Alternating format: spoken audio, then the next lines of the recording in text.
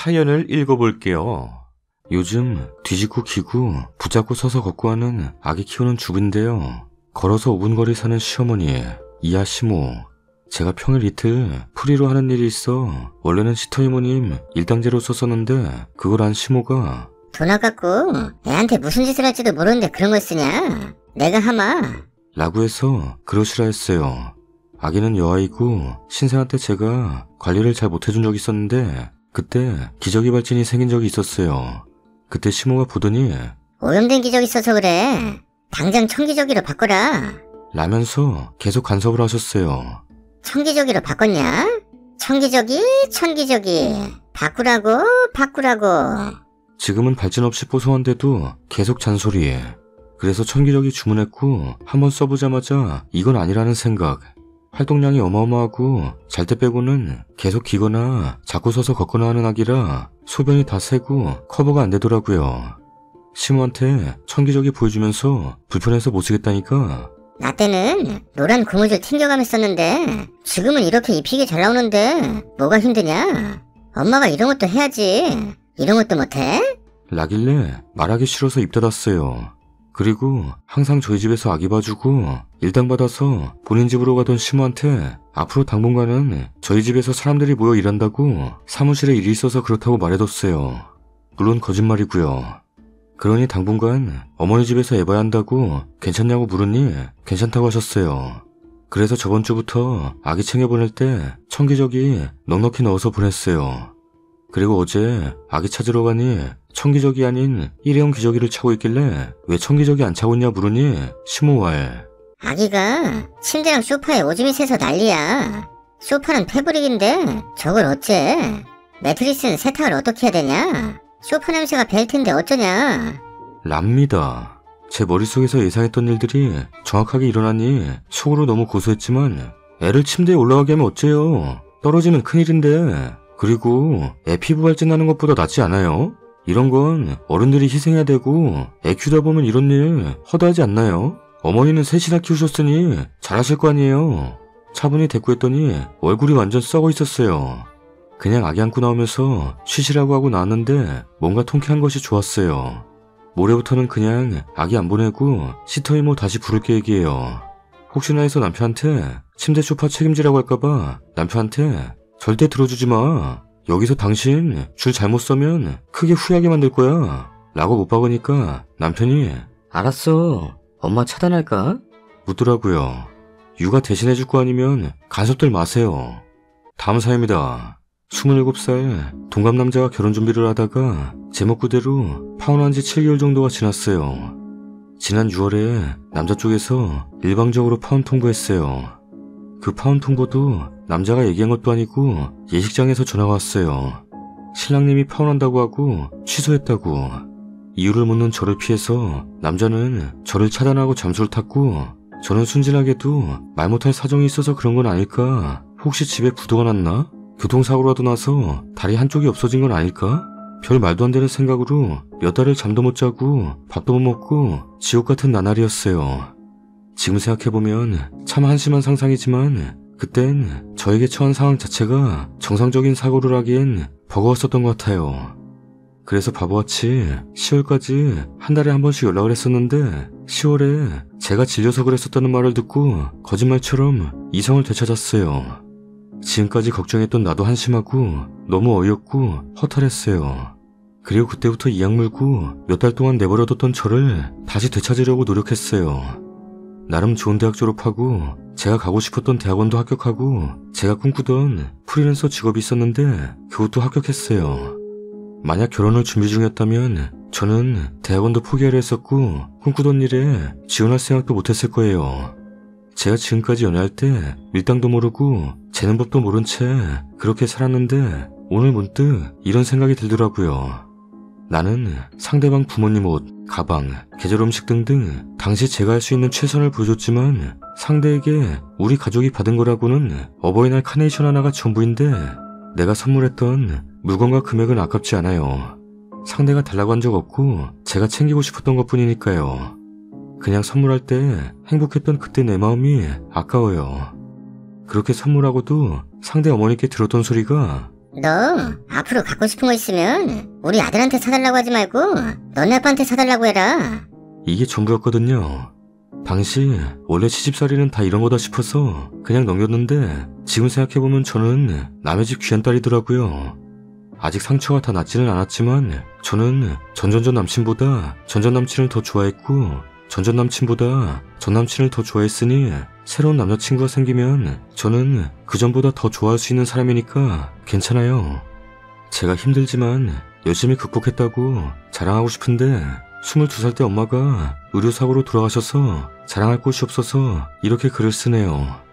제가 파혼을 안 했다면 정확히 3주 후 결혼식 날인데 사람 인생은 재밌는 것 같아요. 댓글입니다. 저런 지옥으로 들어갈 뻔한 걸 돌아가신 엄마가 지켜줬네요. 아직 창창해요. 좀 있으면 이 남자 생각도 안 날걸요? 좋은 사람 많아요. 님과 환경 비슷한 사람 만나세요. 다음 사연입니다.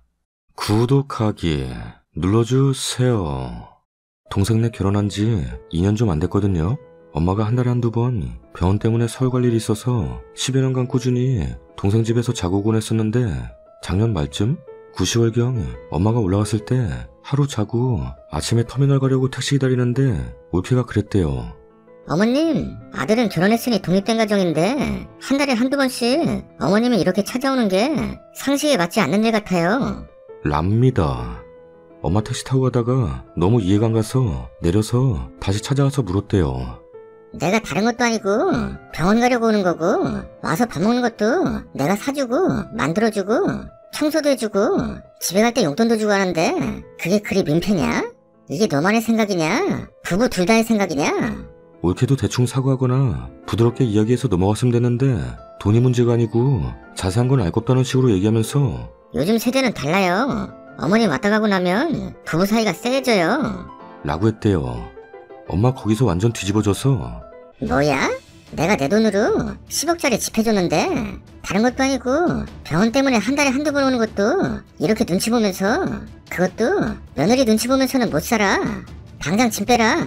집 비워놓고 내가 맘 편하게 드나들 거다. 이러면서 언성 높아졌고 올케 출근한 동생한테 전화하고 엄마는 저한테 전화하고 난리가 난 거죠. 근데 여기서 또 대충 넘어갔으면 되는데 올케가 줬다 뺏는 게 정상이에요? 차라리 오실 때마다 방 잡아드릴게요. 어차피 오셔서 식대비 용돈 주는 걸 방값으로 쓰세요. 라고 했다네요. 엄마는 미쳤냐? 내가 내 돈으로 산 집 놔두고 뭐? 방을 잡아드려? 아주 날 잡아먹으려 하네? 라면서 노발대발 소리 지르고 난리가 났어요. 동생 와서 이야기 듣고 상황 파악하고 선 넘었다고 막 그러는데 올케가 여기서 뭔 생각을 한 건지 그럼 오실 때마다 제가 돈 대드릴게요.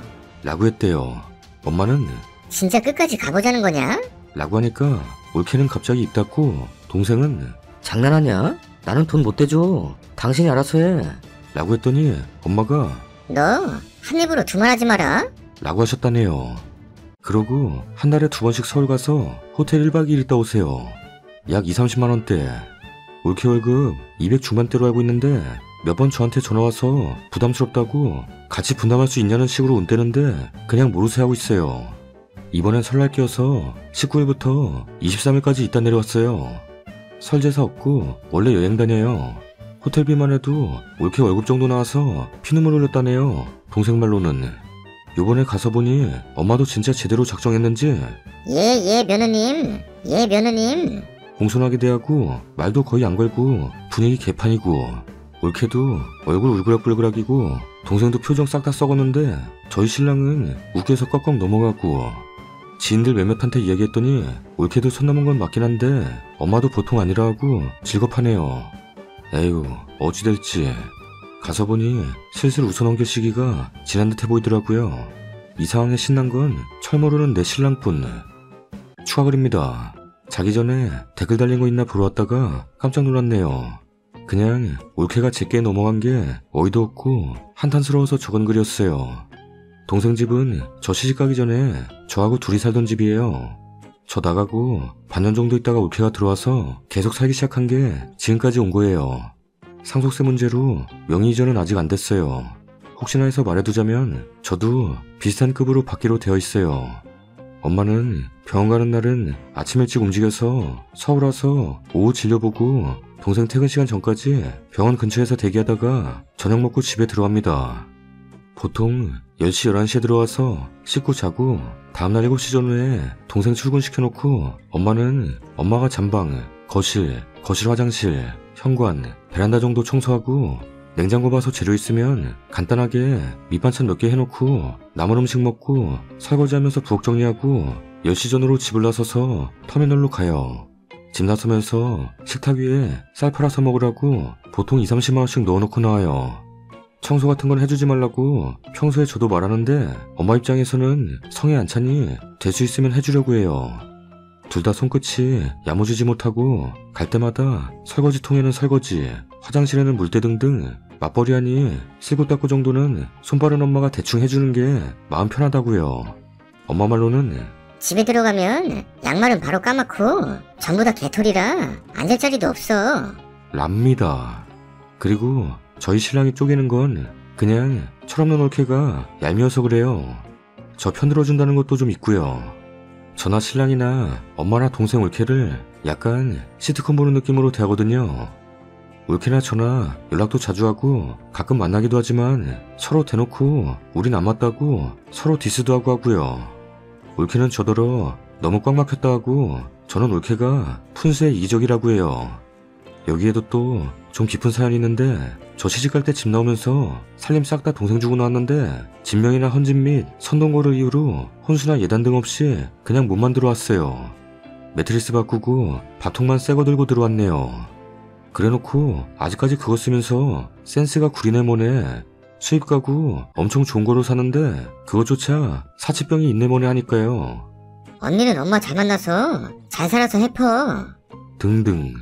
이것도 싸우자고 하는 이야기는 아니고 진짜 그냥 말 그대로 철이 없어요. 본인은 그냥 악의 없이 생각나는 대로 필터 없이 하는 거라 맞받아치면 맞받아치는 쪽이 바보 되는 것 같은 화법이라. 그래서 바보같이 말싸마다 말려서 호텔비 자기가 대준다는 얘기까지 나온 거예요. 얘기는 내뱉었으니 지키긴 해야겠고 부담스럽긴 하고 하니 저한테 n분의 1 하자고 운 띄운 거고요. 진짜 철없죠. 그래도 저희 신랑도 한 번씩 명품도 여행권도 선물해주고 그래요. 서로 올케 어릴 때부터 봐와서 철없는 여동생 같기도 하고요.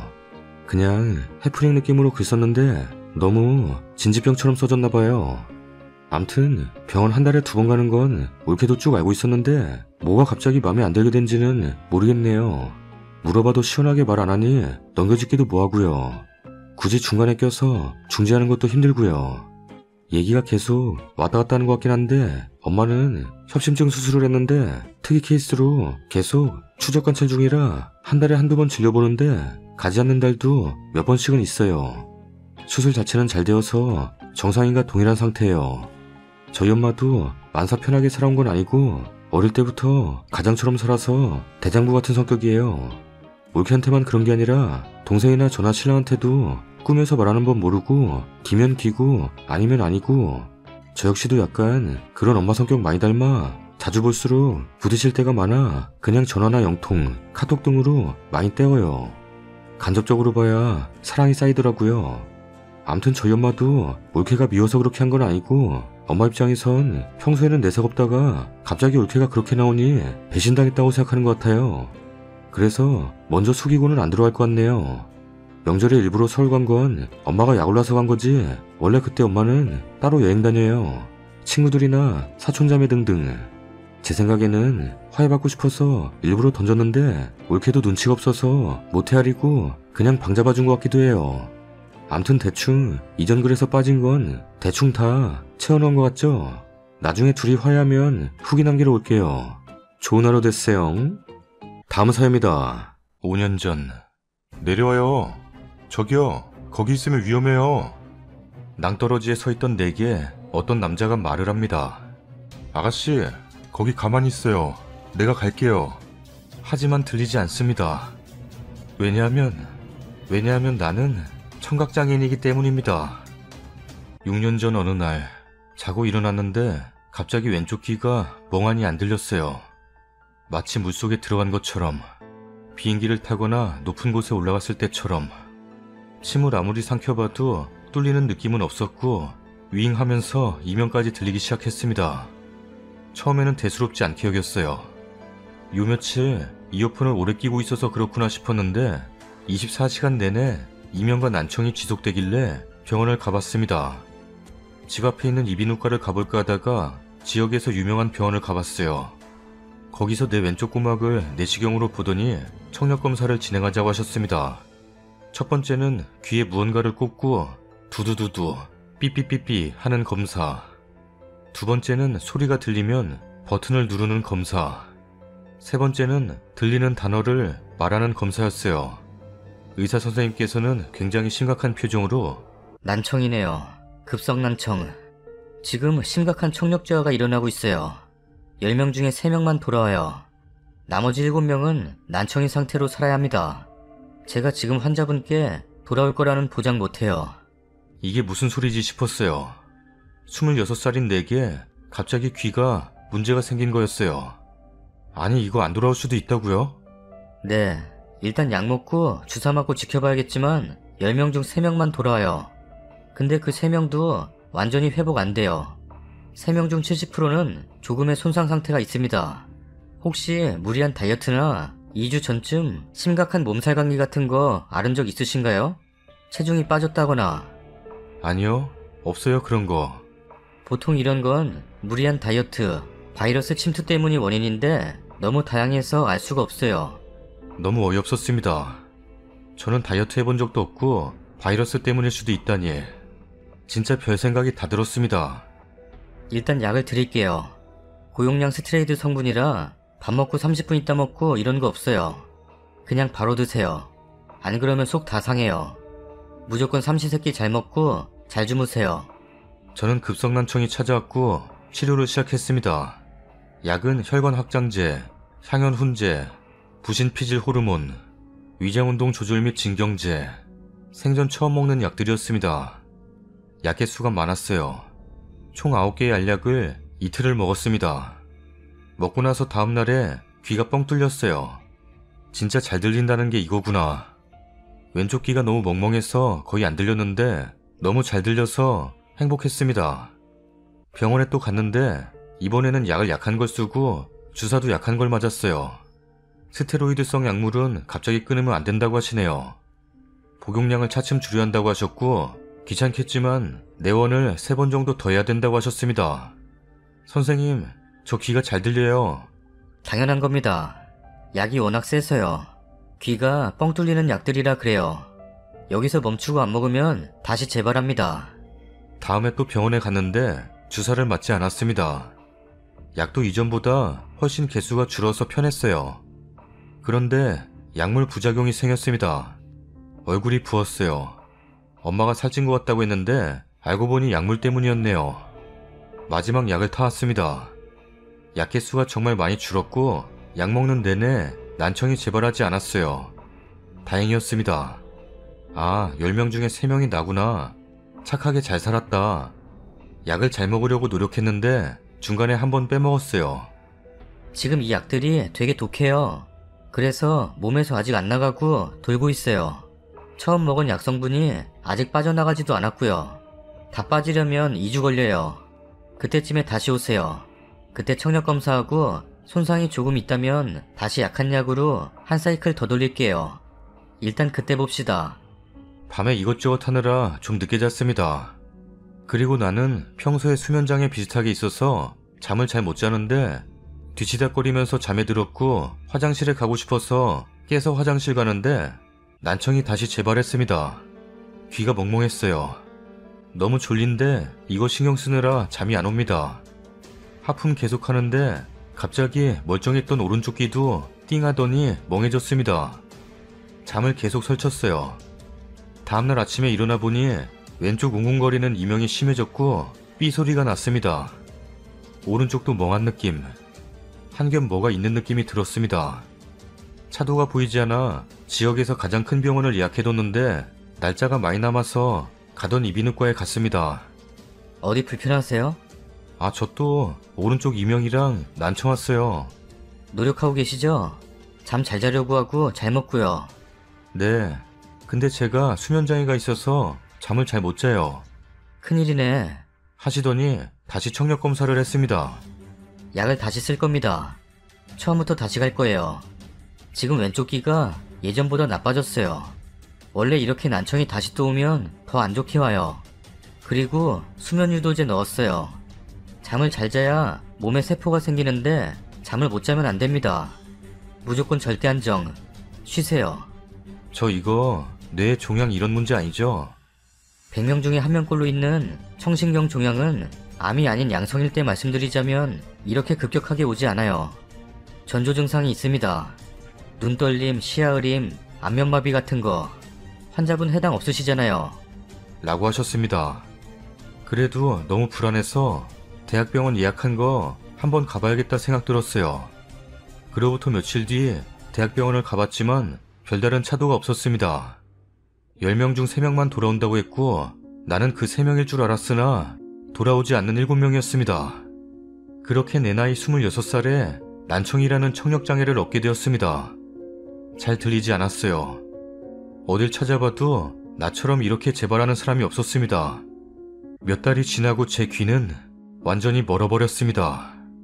내가 사랑하는 사람들의 목소리, 부모님의 꾸지람, 할머니의 잔소리, 친구들의 카톡 알림음 하나도 들리지 않았습니다. 1년 동안 전국에 유명하다는 병원을 모두 다녀봐도 제 귀가 돌아오지 않는다는 사실만 반복적으로 들었습니다. 저는 더 이상 이렇게 살아갈 수 없었습니다. 내려와요. 저기요. 거기 있으면 위험해요. 낭떠러지에 서 있던 내게 어떤 남자가 말을 합니다. 아가씨, 거기 가만히 있어요. 내가 갈게요. 나에게 다가오던 한 남자. 무슨 일이에요? 왜 여기 서 있어요? 다 말해봐요. 내가 다 들어줄게요. 제발 이러지 말고 한번 이야기나 해봐요. 네, 말씀하세요. 저는 더 이상 살고 싶지가 않아요. 왜요? 저는 아무것도 들을 수가 없거든요. 아무것도? 네, 지금 바로 앞에 계셔서 입모양 보고 대답하는 거예요. 그게 이유예요? 단지 그것 때문에? 그쪽이 떠나간다고 생각해봐요. 부모님이 얼마나 슬퍼하시겠어요? 부모님이 제 인생 살아주시는 거 아니잖아요. 앞으로 저 때문에 고생하실 부모님이 더 안쓰러워요. 부모님이 제가 기대기에는 연세가 많으시거든요. 그럼 나한테 기대요. 그 남자는 저를 안아주었습니다. 그 남자는 제가 기대게 해줬습니다. 26살, 늦은 나이에 처음 사귄 남자친구. 그 남자는 제게 귀가 되어주었습니다. 음식점에서 음식이 나올 때, 은행에서 번호를 부를 때, 내게 중요한 전화가 올 때, 안 들리는 제 대신 이 남자가 모든 걸 해줬습니다. 이 남자와 결혼을 했어요. 저만 바라보는 이 사람과 결혼을 하지 않을 수가 없었습니다. 남편은 외모에 자신이 없어 했는데 제가 볼 때 남편은 입술이 매력적입니다.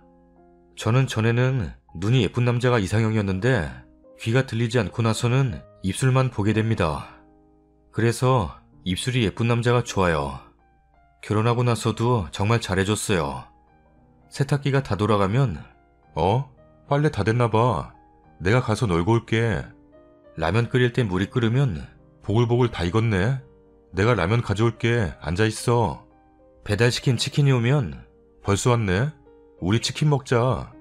1년 전까지만 해도 별거 아니라 생각했던 세탁기 다 돌아간 멜로디에, 물 끓는 소리에, 초인종 누르는 소리에, 아무것도 들리지 않는 날 대신에 모든 걸 다 해주는 남편. 이 사람을 어떻게 사랑하지 않을 수가 있을까요? 근데 시어머니는 저를 탐탁치 않아 하십니다. 저를 보실 때면 항상 표정이 좋지 않으세요. 아이고, 얘를 어디다 쓰냐? 들리지도 않는 애랑 뭔 결혼이요? 네? 아니, 밥 뭐 먹고 싶냐고. 밥 사준다고. 탕수육 먹고 싶어요, 어머님. 비싼 거만 처먹으려고 하고 자빠졌네. 네? 아니, 탕수육 맛있겠다고. 그거 먹자고. 중국집에 전화해라. 아, 전화 못하지? 에이, 짜증나. 네? 아니, 중국집 전화번호 뭔가 해서 다음에는 네가 싸라. 네? 아니, 맛있게 먹으라고. 탕수육 시켰는데 짬뽕 국물도 안 갖다 주네. 뭐라 하시는데 그냥 그러려니 하고 있습니다. 보다 보니 이제는 표정만 봐도 이 사람이 대략 어떤 말을 하는구나 알 것 같았어요. 그러던 어느 날이었습니다. 엄마 집에 가서 밥 먹고 있어. 나 일 다 마치면 그쪽으로 갈게. 시어머니 댁에 가서 밥을 먹고 설거지를 하고 있었어요. 야, 그릇을 뽀독뽀독 소리나게 씻어야지. 뭐 두고 있냐? 아, 안 들리지? 네? 똑바로 하라고. 네? 똑바로 하라고. 쨍그랑. 어머님 왜 그러세요?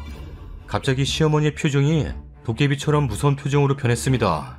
어차피 안 들리는 거 그냥 내 할 말 다 해야겠다. 빨리빨리 안 해? 어머님, 말귀를 못 알아듣냐? 아, 못 알아듣지? 에휴, 기머거리. 그 순간 남편이 현관문을 박차고 들어오더니 엄마 뭐해?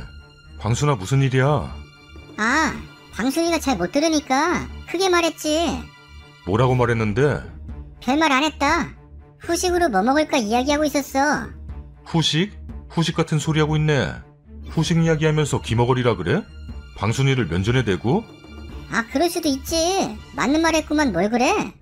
지금 나랑 장난해? 내가 방순이 건들지 말라고 했지. 왜 방순이를 못 살게 굴어? 아니, 이게 어디서 큰 소리야? 엄마가 좋게 이야기하면 대충 알아듣지. 뭘 그렇게 따졌어? 지금 좋게 말하게 생겼어? 방순이 지금 울고 있잖아. 울긴 뭘 울어? 우는 척하는 거구만. 엄마, 아들이 사랑하는 사람 아껴주고 잘해주면 안 돼? 그게 어려워? 그러게 멀쩡한 애를 데리고 왔어야지. 왜 하나 모자란 애를 데려와서 스트레스 받게 하냐? 엄마, 시끄러. 조용조용히 말해. 기 안 먹었어. 잘해주자 방순이한테. 부탁할게. 싫어. 내 맘대로 할 거야. 엄마 제발 싫다고 했다. 꺼져. 뭐? 꺼지라고. 꺼지긴 누구 보고 꺼지래? 내 집인데. 이게 왜 당신 집이야? 4명인데. 당신이 이 집 사는데 보탠 거 있어? 당신? 엄마한테 당신이 뭐야? 시끄러. 당신이 물려준 건 빚밖에 없어. 신혼집도 내 집이고 이 집도 내 집이야. 그동안 키워준 성의를 봐서 딱 100만 원 줄 테니까 오늘 당장 나가. 모텔을 가든 여인숙을 가든 껌을 팔든 박스를 줍든 알아서 살아. 당신 같은 사람은 내 엄마 될 자격이 없어. 아니, 이게 뭐라는 거야? 엄마 보고 어딜 나가라는 거야? 엄마 같은 소리 하지도 말어. 당장 짐 싸. 남편의 호통에 시어머니는 못마땅한 표정을 짓더니 짐을 싸기 시작했습니다. 방순아 괜찮아? 오빠가 조금 더 일찍 올걸. 미안해. 이런 꼴 보여서. 괜찮아. 근데 시어머니 그냥 여기 살게 해드리자. 우리는 집 있잖아. 어머님이 당장 어딜 가. 그래도 너 자꾸 힘들게 하니까. 아니야. 내가 더 잘할게. 나 자신 있어. 아직 어머니가 나를 익숙해지지 않으셔서 그래. 내가 노력해볼게. 나 전에는 어디 가서도 이쁨 많이 받았었어. 내가 어머님 입장이었어도 똑같았을 거야. 아들이 걱정되니까. 아들이 힘들어할까봐. 나였어도 며느리에게 모질게 굴었을 거야. 그러니까 어머님 그냥 여기서 살게 해드리자. 응? 부탁할게. 방순이가 원한다면 뭐. 엄마 불렀냐? 그냥 여기서 살아. 착한 방순이가 엄마 그냥 여기서 살게 하래. 그래? 아유, 이뻐. 방순이가 귀가 안 들려서 그렇지 말을 이쁘게 잘해. 엄마 자꾸 안 들린다 소리 하지 마. 기분 나빠할 거야. 들리지도 않는데 뭐 어떠냐? 엄마 나갈래? 한 번만 더 그래봐. 알았다. 방순이한테 사과해. 방순아, 미안하다. 앞으로는 내가 모진 소리 안 하마. 괜찮아요 어머님. 그럴 수 있어요. 우리 후식 먹으러 가요. 후식은 너가 쏘냐? 네, 니요? 뭐야? 내가 쏘라고? 뭐 먹을 건데? 샤인머스켓 빙수요. 그게 뭔데? 샤인머스킨가 뭔가? 비싼 거 아니냐? 네, 98,000원이에요. 제가 쏠게요. 아따, 비싼 거 처먹으려 하네. 엄마! 남편 덕분에, 정말 날 사랑해주는 남편 덕분에 우리는 행복하게 잘 살게 되었습니다. 당신이 내 귀가 되어주듯이 나는 당신의 짐이 되어줄게. 농담이야. 정말 사랑해, 방구씨. 다음 사연입니다. 저는 신우 입장이고 새언니 이야기를 써보려고 하는데 여기다 쓰는 게 맞는지 모르겠네요. 속상한 마음에 술도 한 잔 걸쳤고 모바일로 쓰는 거라 좀 횡설수설하거나 오타가 있을 수 있어요. 넓은 아량으로 이해 부탁드립니다. 글이 길어요. 먼저 새언니가 오빠랑 결혼하기 전 이야기를 하자면 둘은 동갑내기고 고등학교 때 같은 학교 다니고 한 동네 살았다고 해요. 저는 오빠 낳아주신 어머니가 돌아가시고 재혼한 둘째 부인 태생이라 오빠랑은 같이 살진 않았어요. 그래서 전 그 언니를 잘 몰라요. 오빠랑은 나이 차이도 나고 같이 안 살았지만 오빠가 나름 어린 동생이고 그래도 같은 피 섞인 내 동생이다 생각해 아껴주고 잘해주기도 했고 맞는 부분이 많아서 친하게 지냈어요. 그러다 보니 오빠 동창들이랑 노는 자리에도 가끔 껴서 놀기도 하면서 이런저런 얘기를 많이 들었어요. 그렇게 껴서 놀다 보니 그 언니를 보게 되었는데 좀 여장부 같은 스타일? 술도 엄청 잘 마시고 이성 친구들한테도 스스럼없이 대하는 게 그게 안 좋게 보이진 않았어요. 근데 문제는 오빠가 결혼 준비를 하고 있을 때 일어났어요. 당시 오빠가 5살 차이 나는 참한 여자분과 상견례도 했고 결혼하면 작은 가게 하나 같이 운영하자면서 결혼 준비가 착착 진행되고 있었죠. 근데 이 욕정에 불탄 멍청한 오빠놈이 동창회 나갔다가 그 언니랑 사고를 쳤던 거예요. 시기 채 2달도 안 남았었어요. 애기 초음파 사진 가져와서 보여주는데 기가 차서 오빠한테 쌍욕을 퍼부었죠. 당장 지우라고 하라고, 방순이 언니는 어쩔 거냐고, 오빠 그런 놈인 줄 몰랐다고, 언니 불쌍해서 어쩌냐고 펑펑 울었어요. 근데 오빠는 이미 생긴 애 어떻게 지우냐? 방순이랑 파혼하고 이미 해놓은 준비 얘랑 식 올리면 돼. 라고 헛소리를 하더라고요. 그렇게 방순이 언니랑은 파혼하고 그 동갑내기 동창 언니랑 기어코 식을 올리더라고요. 전 안 갔어요. 방순이 언니 만나서 잘못했다. 못난 오빠를 둬서 내가 미안하다. 무릎 꿇고 용서 빌었는데 이미 파혼하면서 사정 다 전해 듣고 크게 충격받았는지 제 얼굴 보는 것도 힘들다고 해서 연락하지 말자는 말만 들었어요. 한동안은 화나서 오빠 얼굴도 보기 싫다고 하고 찾아가지도 않고 연락도 다 무시했는데 이게 그래도 그간의 정이라는 게 있는지 계속 빌고 설명하고 하니까 꽤 오래 지나면서 무뎌지기도 하는 건지 풀리더라고요. 새언니도 안 좋게 봤던 사람도 아니었고 그래도 새 생명 책임진다고 결혼까지 한 거 잘 봐달라기에 알았다 했어요. 조카 태어났을 때 보러 갔었는데 너무 예쁘기도 했고요. 그러다가 좀 지나고 오빠가 위암이 재발을 했어요. 재발하면 더 크게 오는 경우가 많다고 입원해서 항암 치료까지 갔어요. 그러면서 새언니가 바빠지게 됐고 제가 조카를 봐주는 일이 많아졌어요. 근데 보니까 새언니는 간병인만 붙여주고 일하느라 바쁘다는 핑계로 오빠 병문안은 단 한 번도 안 갔고 둘 다 일손 놓고 있을 순 없으니 이해하려고 했는데 점점 저한테까지 짜증을 부리는 거예요. 오빠 결혼 전에도 봐오던 사이라 아가씨라고 안 하고 제 이름을 부르거든요. 땡땡아, 넌 진짜 애만 봐주러 왔니? 혼자 일하느라 빠듯하고 지치는데 집안 꾸라지 보면 더 기운이 빠져. 아무리 집안일 안 해왔다지만 그래도 다 큰 아가씨인데 보이는 게 없니? 이런 잡다한 짜증을 자주 내더라고요. 애 한창 뿔뿔거릴 시기에 갑자기 맞게 됐는데 제가 그럴 정신이 있을까요?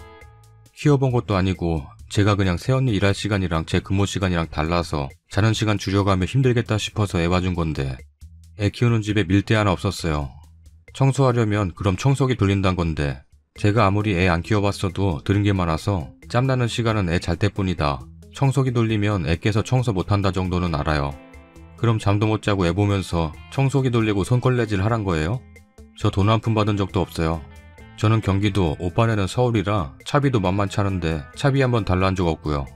허리 디스크가 있어서 내려놓기만 하면 오는 조카 때문에 종일 안고 있는 것만도 허리가 끊어질 것 같아요. 진짜 애 키우면 아무것도 못한다는 게 실감날 정도로 힘들었어요. 그리고 새언니는 왜 간병인 쓰고 일하면서 오빠 문안 한 번 안 간 건지 서럽더라고요. 몇 번 듣다 터져서 그럼 베이비시터 쓰시라고 언니 진짜 그러는 거 아니라고 하고 나와버려가지고 오빠한테 가서 하소연했어요. 한 1년 그 집 안 가고 오빠만 가끔 보고 하다가 오빠 태어나고 그래도 한 식구인데 중간에서 너무 불편하다 화해해라 해가지고 외식하면서 적당히 풀고 지냈어요. 그 언니 뒤끝은 없어서 예전처럼 그냥 나쁘지 않게 지냈고 저도 조카 보고 싶어서 좀 꽁한 게 있었지만 종종 가서 놀아주곤 했어요. 하루는 조카랑 블록놀이 하고 있었는데 그땐 새언니가 자택근무 중이었거든요. 조카가 엄청 잘 싸워서 이쁘고 기특해서 와 우리 조카 대단한데 엄마한테도 우리 조카가 이렇게 잘했다고 자랑하면 엄마도 칭찬해주겠다. 그치? 하니까 애가 엄청 해맑게 웃으면서 블록 쌓은 거 가지고 가서 이렇게 하니까 칭찬받았다고 귀엽게 얘기하더라고요. 잘했다고 딸 머리 한번 쓰다듬고 칭찬해주는 게 어려운 거 아니잖아요.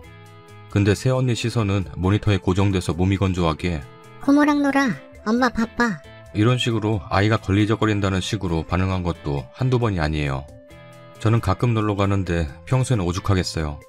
제 조카 어린이집 다니면서 부모 호출이 잦다 싶더니 일명 관심병이라고 하죠. 애기들이 정이 모자라서 관심 받으려고 하는 행동하는 병. 명칭이 갑자기 생각이 안 나네요. HD 뭐라고 하던데 그 판정까지 받았어요. 평소 꼬라지가 눈에 훤히 보이는 결과죠. 거기다 엎친 데 덮친 격으로 오빠는 가게 운영하느라 새벽같이 나가서 밤 늦게 들어오거든요. 어느 날 조카애가 이상한 소리를 내는 거예요.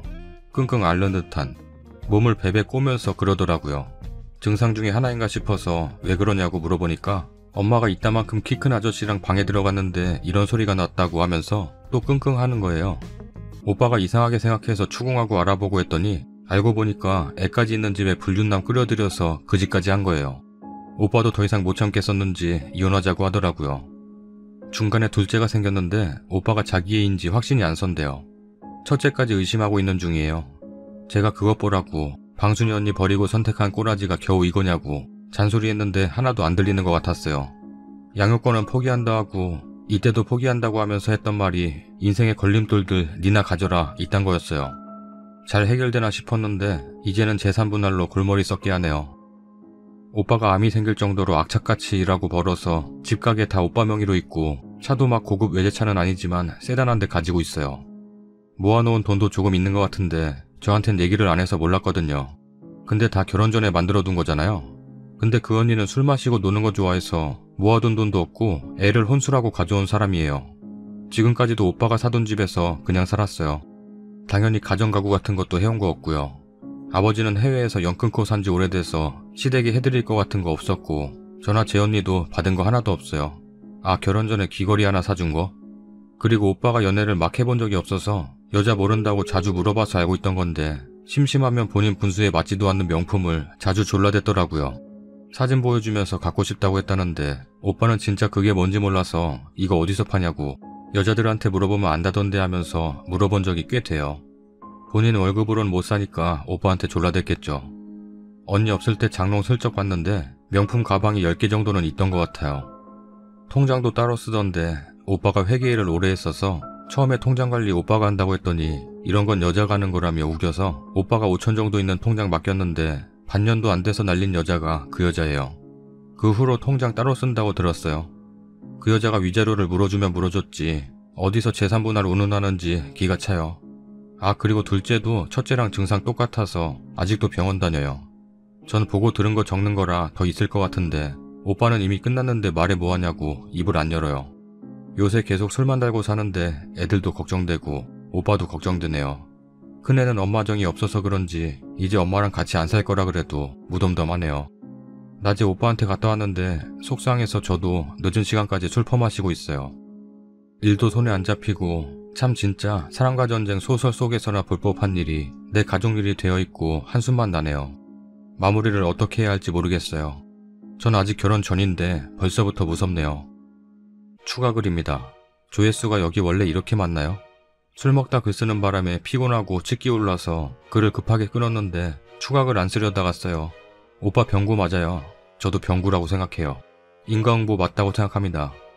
처음에 오빠가 사고 쳤다고 했을 때 빡쳐서 욕하고 때리고 난리친 다음에 들었는데요. 관계를 했는지 안 했는지도 모르더군요.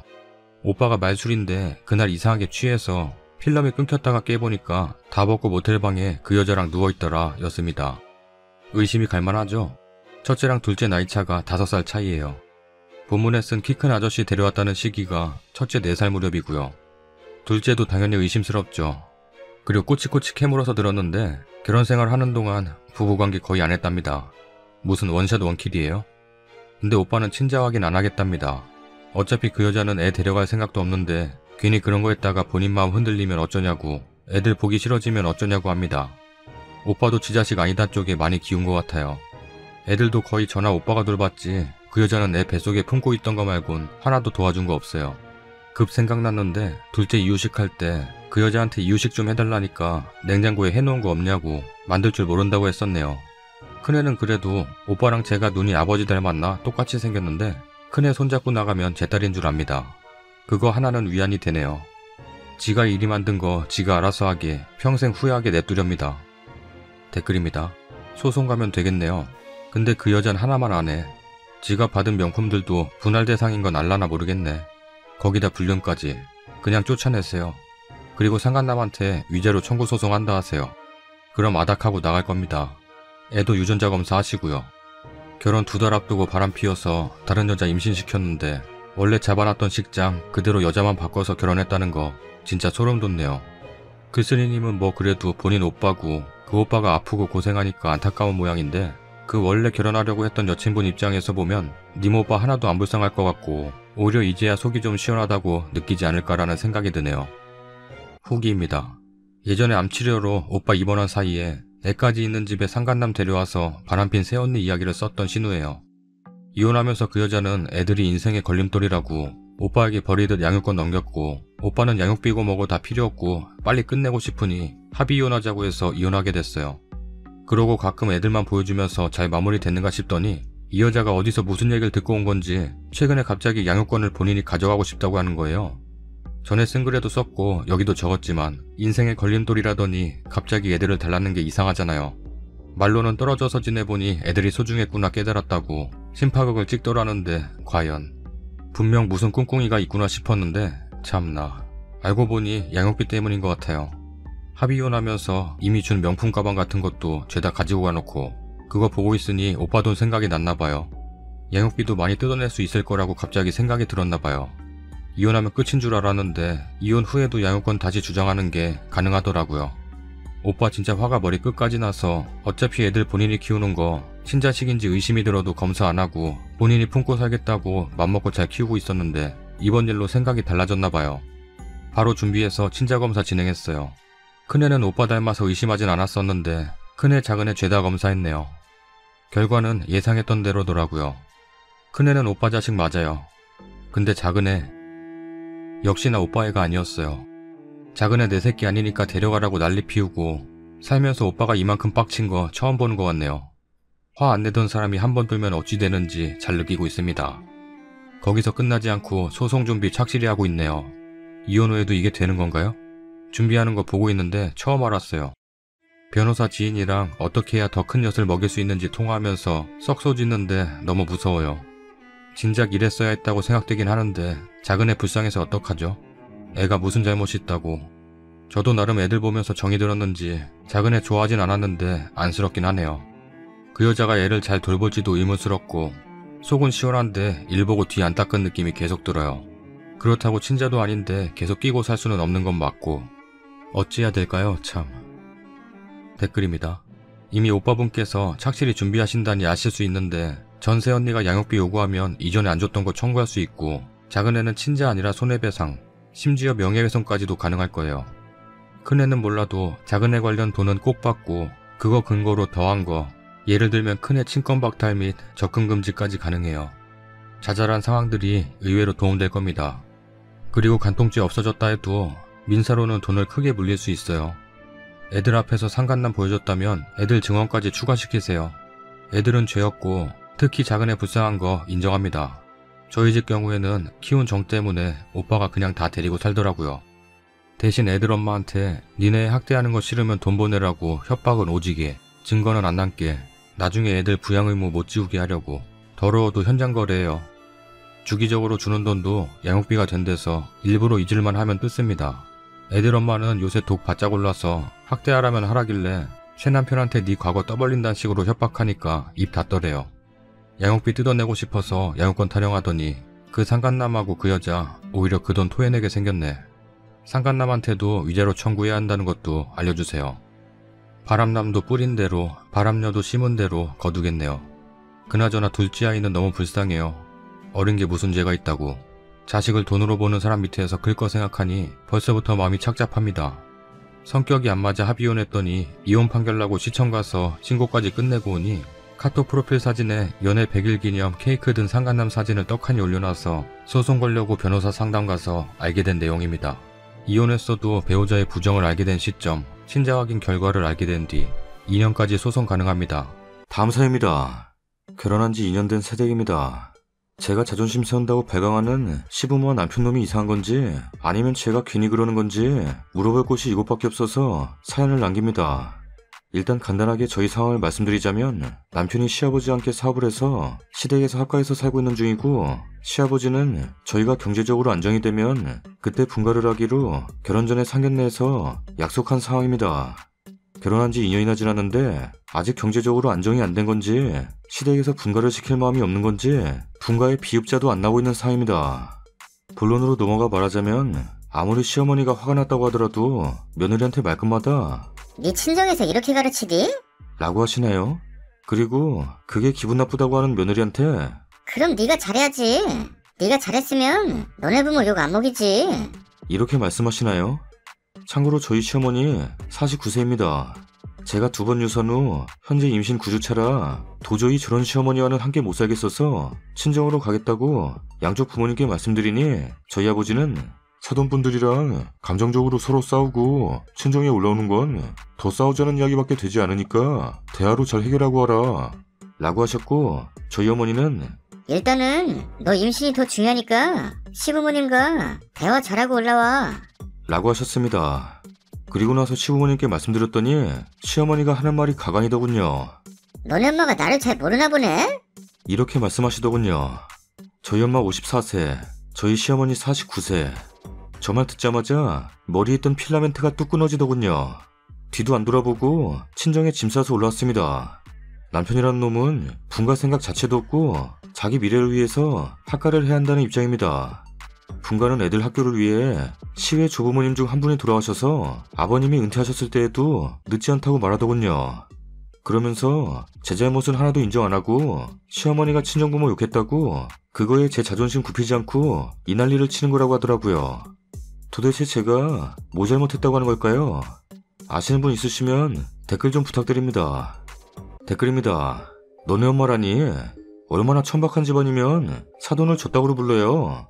상놈의 집안 같으니. 쓰니는 유산은 마음 아픈 일이지만 다 이유가 있었나 봅니다. 너희 엄마 운운하는 집안 핏줄 섞지 맙시다. 소름 끼쳐요. 쓰니가 엄청 잘못했죠. 제일 잘못했어요. 남자를 그따위로 고른 거, 본인들 힘으로 독립 안 하고 합가한 거, 시부모가 친정부모님 들먹거릴 때 머리 풀고 대들지 않은 거. 친정엄마가 나를 잘 모르나 보네? 그럼 쓰니도 한마디 했어야죠. 어머님은 저를 모르시네요? 라고요. 친정부모님을 건드리면 동네가 떠나가라 통곡이라도 하셨어야죠. 동네 사람들이 며느리 좀 그만 잡으라고 말하게요. 그리고 분가 안 시켜주면 분가를 못하나요? 유치원생도 아니고 시가가 그렇게 싫으면서도 애는 또 왜 가지려고 하고. 곱게 딸 키운 쓰니 친정부모님만 불쌍하네요. 이건 남자가 독립 안 하겠다고 하면 이혼 말고는 없어요. 후기입니다. 달아주신 댓글 하나하나 다 읽어보았습니다. 궁금해하실지 모르겠지만 이 글을 올리고 나서 친정으로 바로 올라갔고 친정부모님께 자초지종을 설명드리니 당장 분가를 하라 하셨습니다. 남편은 분가를 할 땐 하더라도 서로 감정 상한 건 풀고 분가를 하는 게 맞다고 생각해. 라고 말했고 저도 그 부분에 대해서는 이해하고 시부모님을 만났습니다.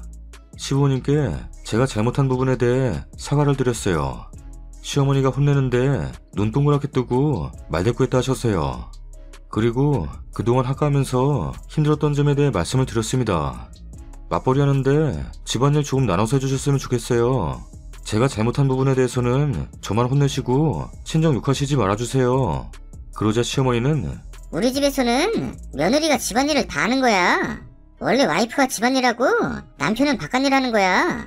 너가 하는 일이 고작 요리밖에 더 하냐? 근데 너 요리 일주일에 몇 번 하냐?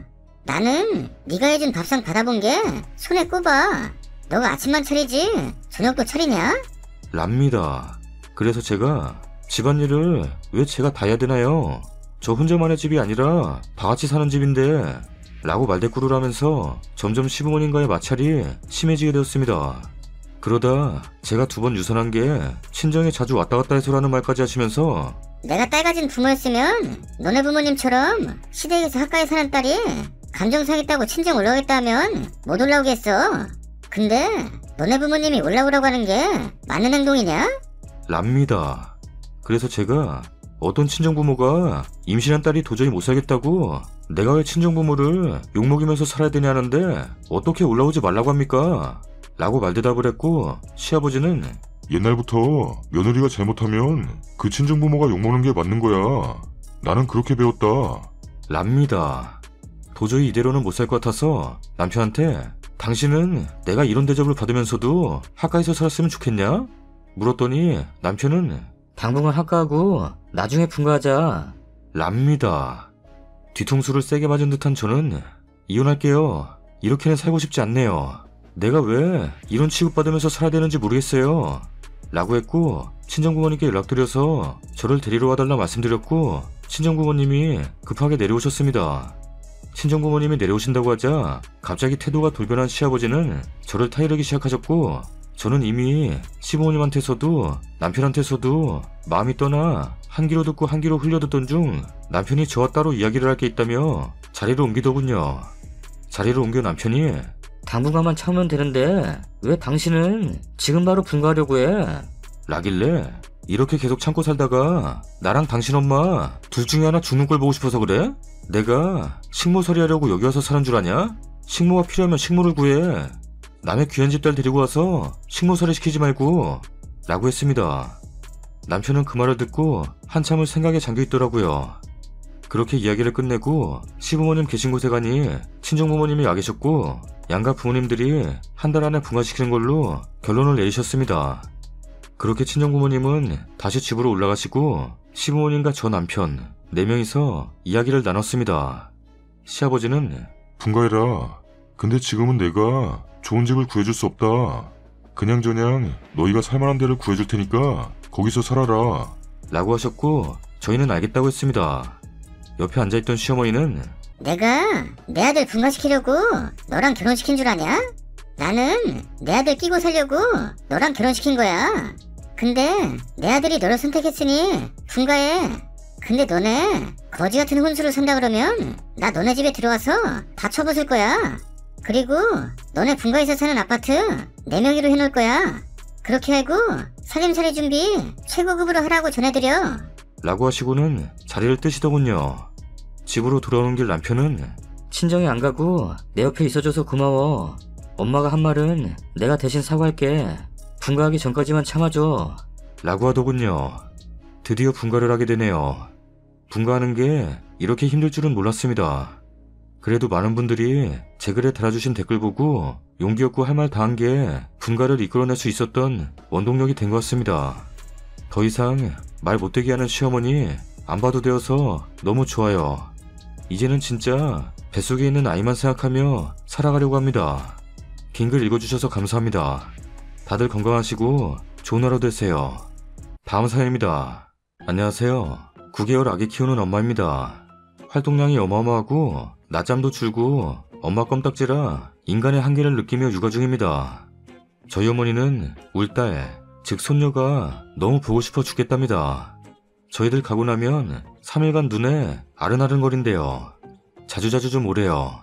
한 달에 한 번 이상은 가는데 갈 때마다 아기짐도 챙겨야 되고 이유식, 장난감, 아기 베개 등등 아기짐이 많아서 갔다 오면 녹초가 됩니다.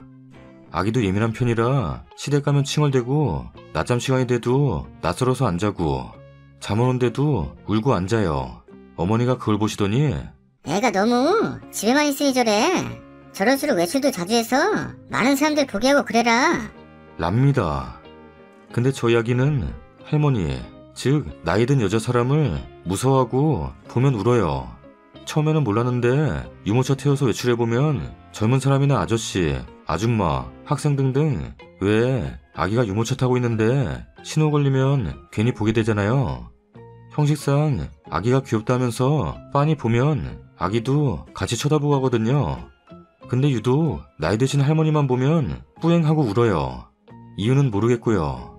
어머니 댁 가면 아기가 초반에 막 엄청 울어요. 저한테 딱 붙어서 눈물을 흘리며 우는데 그럼 저도 힘들고 그러다 좀 있으면 할머니랑 곧잘 노는데 항상 초반에 탐색전이 힘들어요. 그것 때문에 아기 더 크면 시댁 가자고 남편이 먼저 얘기를 했고 저도 동의를 했는데 어머니는 아들한텐 절대 전화 안 하고 계속 저한테 언제 오냐?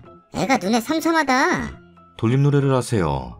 삼삼하다고, 삼삼하다고, 삼삼하다고, 삼삼하다고.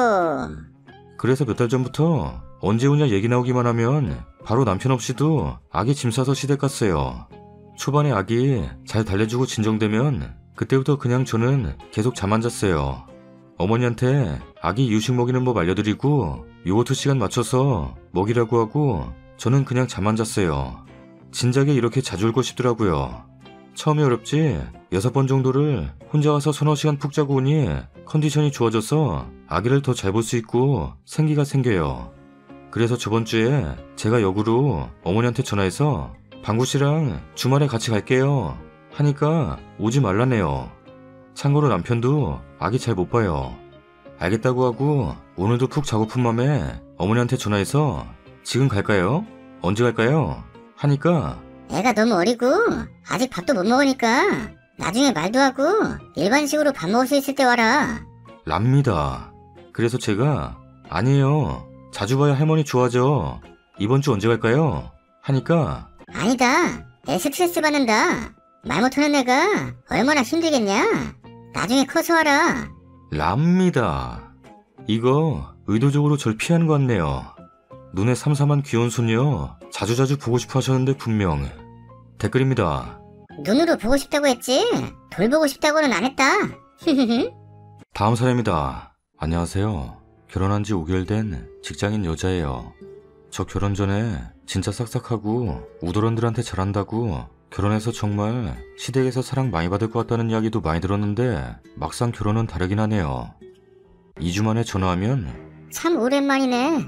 라는 말로 비꼬기 시전. 명절에 가면 저한테는 앞치마부터 주며 본인 아들들은 소파에서 쉬라고 하기에 전 구우면서 하나 집어먹으면 너 먹지 말고 남자들 가져다 줘라. 라면서 눈치 주기에 요새 여자들 다 정년퇴직한다. 정년퇴직까지 일해라. 라면서 직접적으로 말하기에 결혼 2개월 만에 나 용돈 좀 줘. 라면서 남편한테 이야기하기에 너희 돈 많이 번다고 자랑했으니 우리 집 강아지 병원비 내라. 라면서 제가 최근 이직하면서 조건이 좋아졌다고 이야기한 적이 있습니다. 등등 대놓고 눈치 주고 무안 주는 시어머니한테 살갑게 대하지 못해 전화 자주 안 드리고 방문 자주 안 했습니다. 제가 시댁에 전화 자주 안 한다는 소리는 남편한테 귀딱지 않게 한 달에 몇 차례씩 이야기한 것 같더라고요. 4월 초 시댁에 장례식이 있었는데 남편은 3일 내내 휴가라 계속 장례식장을 지켰지만 전 하루만 휴가를 쓸 수 있어서 나머지 이틀은 회사 장례식장 왔다 갔다 했어요. 이 부분도 못마땅하셨던 모양이네요. 밤 9시가 지나서 손님도 별로 없길래 회사 다녀와서 노곤한 몸을 장례식장에 비치되어 있던 안마의자에 1분 정도 앉아 있었나요? 그걸 보시더니 참 편해 보이네. 랍니다. 네, 그 이후로 전화 안 드렸어요. 전화드리고 싶은 마음도 우러나지 않았고 나 대놓고 마음에 안 드는 시부모한테 잘 보이고 싶은 마음도 없었습니다. 그러다가 어버이날 시부모 남편, 남편 동생, 저 이렇게 모여 식사를 대접하게 되었는데 시엄마 또 한 소리 하시더군요. 참 오랜만이네. 그러면서 내가 5개월이나 참고 참다가 너같이 황당한 애는 처음 본다. 니는 니 부모 챙기고 각자 부모 챙기면 그게 다야? 니 부모만 부모냐? 시부모가 이 시국에 건강이 어떤지 전화 한 번을 하라냐? 싹 바가지 없이? 니 입으로 할 이야기 있으면 한번 해봐. 도대체 니 생각이 뭔지 듣고 싶네. 랍니다.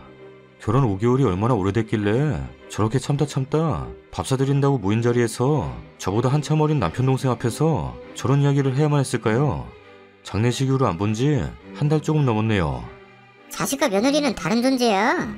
나 젊었을 때 우리 부모나 시부모한테 그렇게 대하지 않았다. 랍니다. 연락이 받고 싶으면 따로 좋게 이야기할 수도 있었을 텐데 저렇게 공개적으로 망신을 준 건 대접해달라는 이야기인가요? 사실 둘 다 맞벌이라 기본적인 고추장, 된장, 참기름이며 밑반찬, 김치, 고기 등등 전부 다 저희 엄마가 만들어주시는데 뭐가 저렇게 대접받고 싶은 걸까요? 아들 가진 유세인가요? 남편은 집에 돌아와서 자기 부모한테 전화로 한 소리하며 저한테 사과하더라고요. 엄마, 지금 뭐 하자는 거야? 당장 방순이한테 사과해. 라면서 제 편을 드는데도 괜찮아지다가도 전 그날의 잔상이 잊혀지지가 않습니다. 30대 중반인 저한테 참 너무나 오랜만에 느낀 수치심과 창피함이었습니다. 저런 이야기를 듣고 제가 얼마나 더 전화를 자주 하길 원하고 방문을 원하시는 걸까요? 남편이랑 저랑 너무 잘 맞고 잘 사는데도 불구하고 전화를 상황이 떠오르면 앞으로 더 해낼 자신이 없고 제 마음에 있어서 남편과의 사이도 점점 멀어지는 듯합니다. 남편은 내가 이 정도 하면 됐지 않냐? 우리 부모님이 뭘 어떻게 해야 이 사건을 덮고 넘어갈 거야. 라길래 난 앞으로 시댁 얼굴 보고 싶지도 않고 연락하고 싶지도 않아. 우리 부모님은 사이한테 못해줘서 안달이고 항상 잘해주려고 하시는데 딸이 이런 대접 받았다고 하면 얼마나 마음이 아프고 속상하실지 생각이나 해봤어? 라고 했습니다. 댓글입니다. 그냥 계속 그대로 하시면 됩니다. 대접해주는 사람이 손 놓으면 누구 손일까요? 남편 꼬라지 보니 아마도 이혼까지 생각하셔야 될 거예요. 그 자리에서 한마디 하셨어야죠. 그럼 저도 어머니처럼 직장 그만두고 시부모한테 잘하고 안부 챙기며 전업주부로 살게요. 남편 혼자 외벌이하고 전 시부모님 안부 전 하나 챙기면 되겠네요. 라고요. 도대체 왜 며느리한테 돈도 벌어와라, 시부모도 챙겨라, 날린 무기념들이 일이 많은지. 저희 시어머니는 일하며 아이들 키우는 며느리 안쓰러워하시면서 애들 유치원서 픽업하시고 뭐라도 더 일해주고 가려고 하세요. 남편한테는 살찐이 그만 먹으라 하셔도 며느리 좋아하는 반찬 해다 주시고요. 전 살가운 성격 아닌데 어머니한테는 더 잘해드리고 싶어져요. 그 단순한 원리를 모르니 답답하네요 참. 남편분도 이 정도 하면 됐지 않냐고 하는 걸 보니 앞으로 계속 이런 일이 일어나면 중간 역할보다는 참고 넘어가지 못하는 승인님 원망하게 될 거예요. 힘들어도 이번에 제대로 뿌리 자르셔야 돼요. 추가월입니다. 안마의자에 대한 이야기가 간간히 보여서요. 장례식장 가보시면 알지만 상주가족들 잘 수 있는 방이 따로 별도로 마련되어 있고 거기에 안마의자가 비치되어 있었습니다. 돈 넣고 작동하는 거 아니에요. 그 방에서 남편도 동생도 아버님도 어머님도 다 주무시고 안마 받으면서 쉬셨어요. 시국 때문에 조문객이 많이 없고 늦은 시간이어서 방 안에 아무도 없길래 불도 켜지 않고 잠깐 앉아 있었습니다. 장례식장에서도 상주가족들 쓰라고 빛이 났을 텐데 며느리는 사용하면 안 되는 걸 제가 몰랐나 봅니다. 남편은 제 눈치 보고 미안하다고 하면서 본인 부모님한테도 한 소리 했다지만 어떤 댓글분처럼 남편이 노력한다고 해서 해결될 문제가 아닌 것 같습니다. 댓글 달아주신 분들처럼 참 멋지게 저도 한 소리 했으면 좋으련만 결혼이 처음이고 이런 자리가 처음인지라 앞에서 이야기하지 못하고 뒤에서 이런 걸 적고 있는 제 모습이 부끄럽네요. 앞으로는 할 말 다 하는 며느리가 되겠습니다. 다음 사연입니다.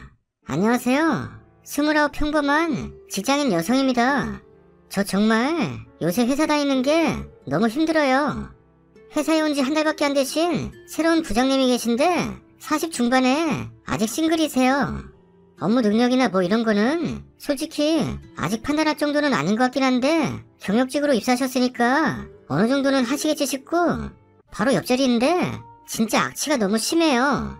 저만 느끼는 게 아니고 직원들 전부 느끼는 것 같은데 진짜 몸에서는 담배 냄새, 신내, 쩐내가 같이 나고 입냄새는 진짜 저 옆에서 자료 설명드리다가 구역질 나서 화장실 간다고 하고 옥상 가서 숨 쉬고 왔어요. 제 부사수가 남직원인데 그 부장님을 사이에 두고 앉아있어요. 근데 진짜 저만 그런 건가 싶어서 얘기했더니 뒤에 와서 말 걸 때마다 진짜 뛰어내리고 싶은 심정이래요. 알고 보니까 칫솔도 없다고. 회사에 있는 내내 양치 한 번을 안 한대요. 그리고 아침에 오면 약간 그 앞머리가 그냥 그대로 떡져 있어요. 원래 기름기가 많은 건지 안 감는 건지 모르겠는데 아침에 감아서는 절대 나올 수 없는 정도의 떡짐인데 가려운지 머리 자주 푹푹 긁고 있고 앞머리를 자꾸 넘겨요. 그리고는 그 손 안 씻고 그 손으로 전화 그 남직원 자리 와서 마우스 만지는데 진짜 만지고 나면 뻥 안 치고 마우스가 미끌거려요. 미묘한 그 기름기가 묻어나는 그런 느낌으로요. 입냄새 설명하다 말하는데 무슨 향수 조향하는 것 마냥 그날그날 입냄새가 달라요. 어느 날은 진짜 시궁창 냄새 나고 어느 날은 담배 냄새, 음식물 쓰레기 냄새, 어느 날은 진짜 뭐라고 형용할 수 없는 비릿한 냄새랑 음식물 냄새. 제일 진짜 별로일 때는 담배 믹스커피 마시고 와서는 진짜 시큼털털한 냄새가 입에서 나는데 그게 몸 냄새랑 같이 사무실 전체에 퍼지는 것 같아요. 오죽하면 지나가던 다른 팀 직원이 누가 청국장 시켰어요? 그러고 갔어요. 그 자리에 지금 비치형 페브리즈, 공기용 페브리즈, 공기청정기 미니 향수 다 가져다 놓고 그분 자리에 제가 디퓨즈한 게 놔드렸거든요. 그랬더니 그날 바로 반납하셨어요. 본인은 인공적인 향 싫어하신다고. 그래서 너무나 인간적인 향을 내뿜으시네요. 진짜 근데 구역질 날 정도로 심해서 이 날씨에 에어컨 켜고도 창문 열어놓고 환기하고 저는 담배도 안 피는데 중간중간 옥상 다녀오고 파팀에도 소문 다 나서 벌써 별명도 생기셨어요. 김냄새 꼬라고 진화해서 라플레시아 될 거라고 일부러 선풍기 얼굴로 틀어놓고 지내요. 그러면 좀 덜 나는 것 같은 기분 들어서 진짜 어떻게 해야 할지 모르겠어요. 지하철 다니면서 땀내 심하신 분들은 봤는데 아니 이 정도까지 심한 분을 이렇게 가까이서 지내게 된 게 처음이에요. 진짜 냄새가 심하면 공기가 탁하게 느껴진다는 말이 어떤 뜻인지 이번에 이해했어요. 어떻게 하는 게 좋을지 현명한 방법을 좀 알려주세요. 직원들끼리는 돈 모아서 향수나 뭐 사줄까 하다가도 본인이 인공적인 향 싫어한대서 포기했어요. 구독하신 분들은 향긋한 하루 보내시고 구독 안 하신 분들은 오늘 입냄새 많이 맡으세요. 다음 사연입니다. 결혼 4년차 2살 아들 애엄마입니다. 맞벌이에요. 제가 얼마 전 독감이 심하게 걸려서 지금 나아가는 중이고 아이도 옮을까봐 아이는 친정에서 잠시 돌보는 중이에요. 남편은 아이를 봐주는데 말 그대로 목격만 하거든요. 말 그대로 애를 보기만 해요. 그래서 기대도 안 해요. 저는 공무원이고 남편은 공기업이라 출퇴근 똑같아요. 다른 공기업은 야근도 많고 일이 빡세다는데 제 남편은 칼출근 칼퇴근해서 너무 힘드네요. 원래 좀 똘끼가 있다고 생각했는데 어제 있던 일만 써볼게요. 어제가 수능이어서 둘 다 10시 출근하고 6시 퇴근을 했는데 같이 퇴근하고 와서 남편은 날씨가 춥다고 이불 속에 쏙 들어가고 저는 저녁 차렸네요. 그냥 있는 오징어 묵국 데우고 있는 반찬 꺼내고 추가로 고등어 굽고 계란말이 했습니다. 밥 먹으라고 불렀더니 쪼로로 달려나와서 식탁 보자마자 인상을 팍 쓰네요. 아, 이게 뭐야? 아구찜 먹고 싶었는데. 뭔 소리야? 아구찜 언제 얘기했어? 아니, 어제부터 계속 생각했었다고. 뭐? 지 먹고 싶은 것만 차려놓고 먹으라고 하면 먹고 싶겠냐? 뭐? 진짜 말문이 막혔어. 그냥 들어가라고 아구찜 시키자 하고 상치우는데 남편 놈은 시킨 건 맛이 없다고. 그거 금방 하잖아. 뭐? 아니 아구도 없고 콩나물도 없고 미나리도 없고 아무것도 없는데? 아, 어제부터 계속 먹고 싶었는데. 아우. 이지랄하면서 밥 처먹습니다. 저는 정 떨어져서 안 먹었네요. 혼자 처먹기 좀 그랬는지 밥 안 먹냐? 삐졌냐? 라면서 정신 나간 놈처럼 실실 웃으면서 시비 거는데 진짜 저 주둥이. 아니 말을 하던가 장을 봐오던가 뭐 하나라도 해야 되는 거 아닌가요? 참고로 이런 거 있으면 알면서 왜 결혼했냐고 하는데 여타 많은 분들처럼 결혼 전엔 치밀하게 똘끼를 단 한 번도 드러내지 않았어요. 결혼하고 애 생기기 전까지도 미묘하게 이상하다는 느낌이었는데 애 생기고 나서 똘끼 대방출 중이네요. 많은 사건이 있는데 일단 여기서 줄일게요. 똘끼 남편 데리고 사시는 분들 부디 힘냅시다. 추가 글입니다. 많은 분들이 알아주시네요. 저도 제 남편이 똘끼 있는 거 압니다. 뭐 많은 분들이 그러겠지만 누가 남편 보고 삽니까? 그냥 저도 아이 보고 아이 키우는 재미로 살아요. 다른 사건 궁금해하실까봐 추가 글 씁니다. 애기 모유 끊으면서 이유식 시작할 때 이유식 만들려고 소고기, 시금치, 호박, 고구마 등등 이런저런 거 사가지고 와서 만드는데 호박 넣지 말랍니다. 대하초로 쓸게요. 여기에 호박은 왜 넣어? 넣지 마. 조금은 넣어야지. 안 넣은 것도 만들 거야. 아니, 내가 호박을 싫어하잖아. 자기 안 먹여. 걱정하지 마. 아니, 내가 호박을 싫어하는데 애가 호박을 먹겠어? 넣지 마. 뭐? 내가 호박을 싫어하는데 내 아들도 당연히 호박을 싫어하지. 뭐? 저는 호박을 좋아하는 건 아니지만 있으면 먹는데요. 심지어 애는 모유하고 커서 제 입맛에 더 익숙할 텐데요. 진짜 상대하면 진 빠집니다. 그냥 시어머니한테 전화해서 바꿔주고 끝냈네요. 솔직히 저는 말 섞기 싫어서 그냥 해달라는 대로 하거나 무시하는 편입니다. 시어머니도 뭐 제 편은 아니고 아들 편인데요. 그래도 아들보단 손주 편이라 남편한테 뭐라고 해주시네요. 방구 너 반찬 투정하니? 아니, 뭔 반찬 투정? 호박 싫어해서 호박 넣지 말라는 건데 그게 왜 반찬 투정이야? 먹기 싫은 걸 억지로 왜 먹어? 네가 애냐?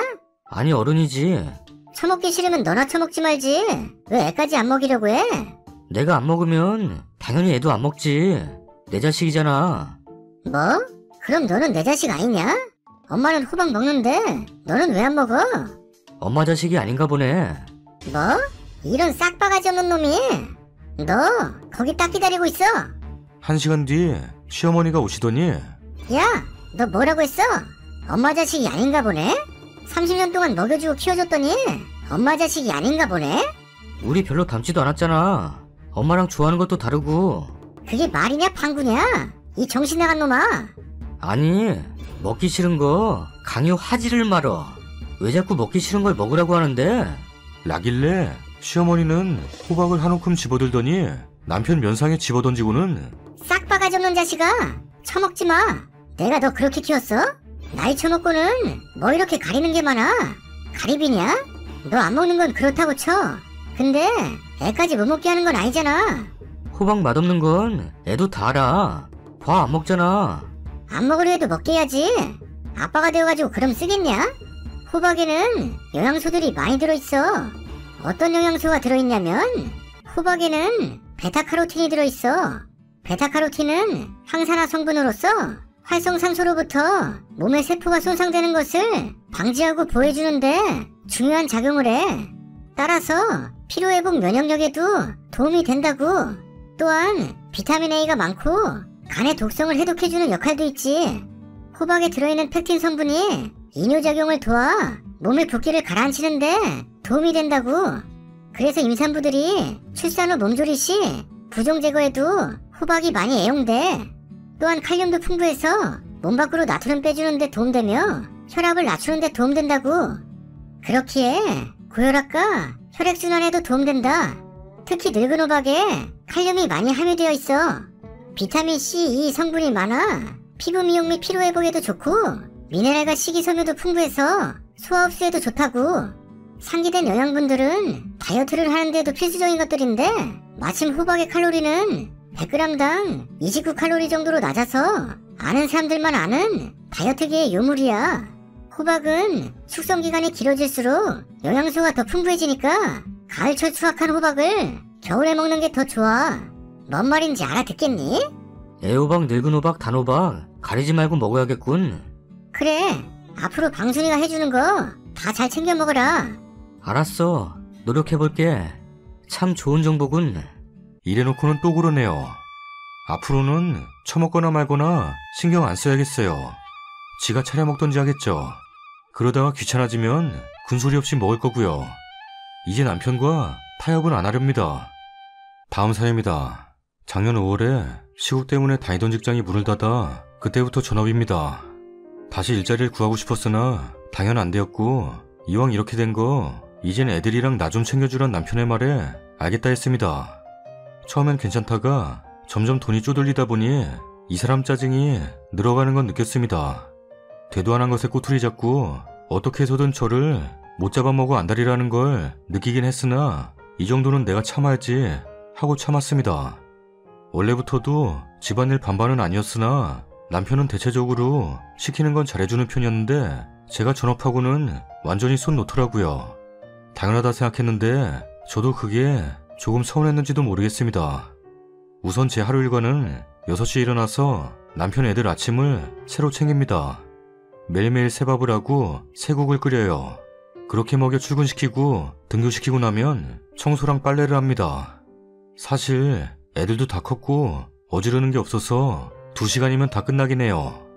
요즘은 오전 수업 혹은 온라인 수업이라 애들은 점심도 집에서 먹어서 점심 준비해서 먹고 치우고 나면 사실 잠시 제가 잡니다. 2시간 정도요. 더할 나위 없이 좋은 시간이고 참 감사하지요. 그리고 저녁 준비하고 먹고 치웁니다. 이번에 연휴였잖아요. 평소 남편은 주말에도 늘 집에 없었어요. 무슨 일이 그리 많은지 암튼 늘 나갔고 집에 잘 없었는데 이번에 시국 때문인지 계속 집에 있었어요.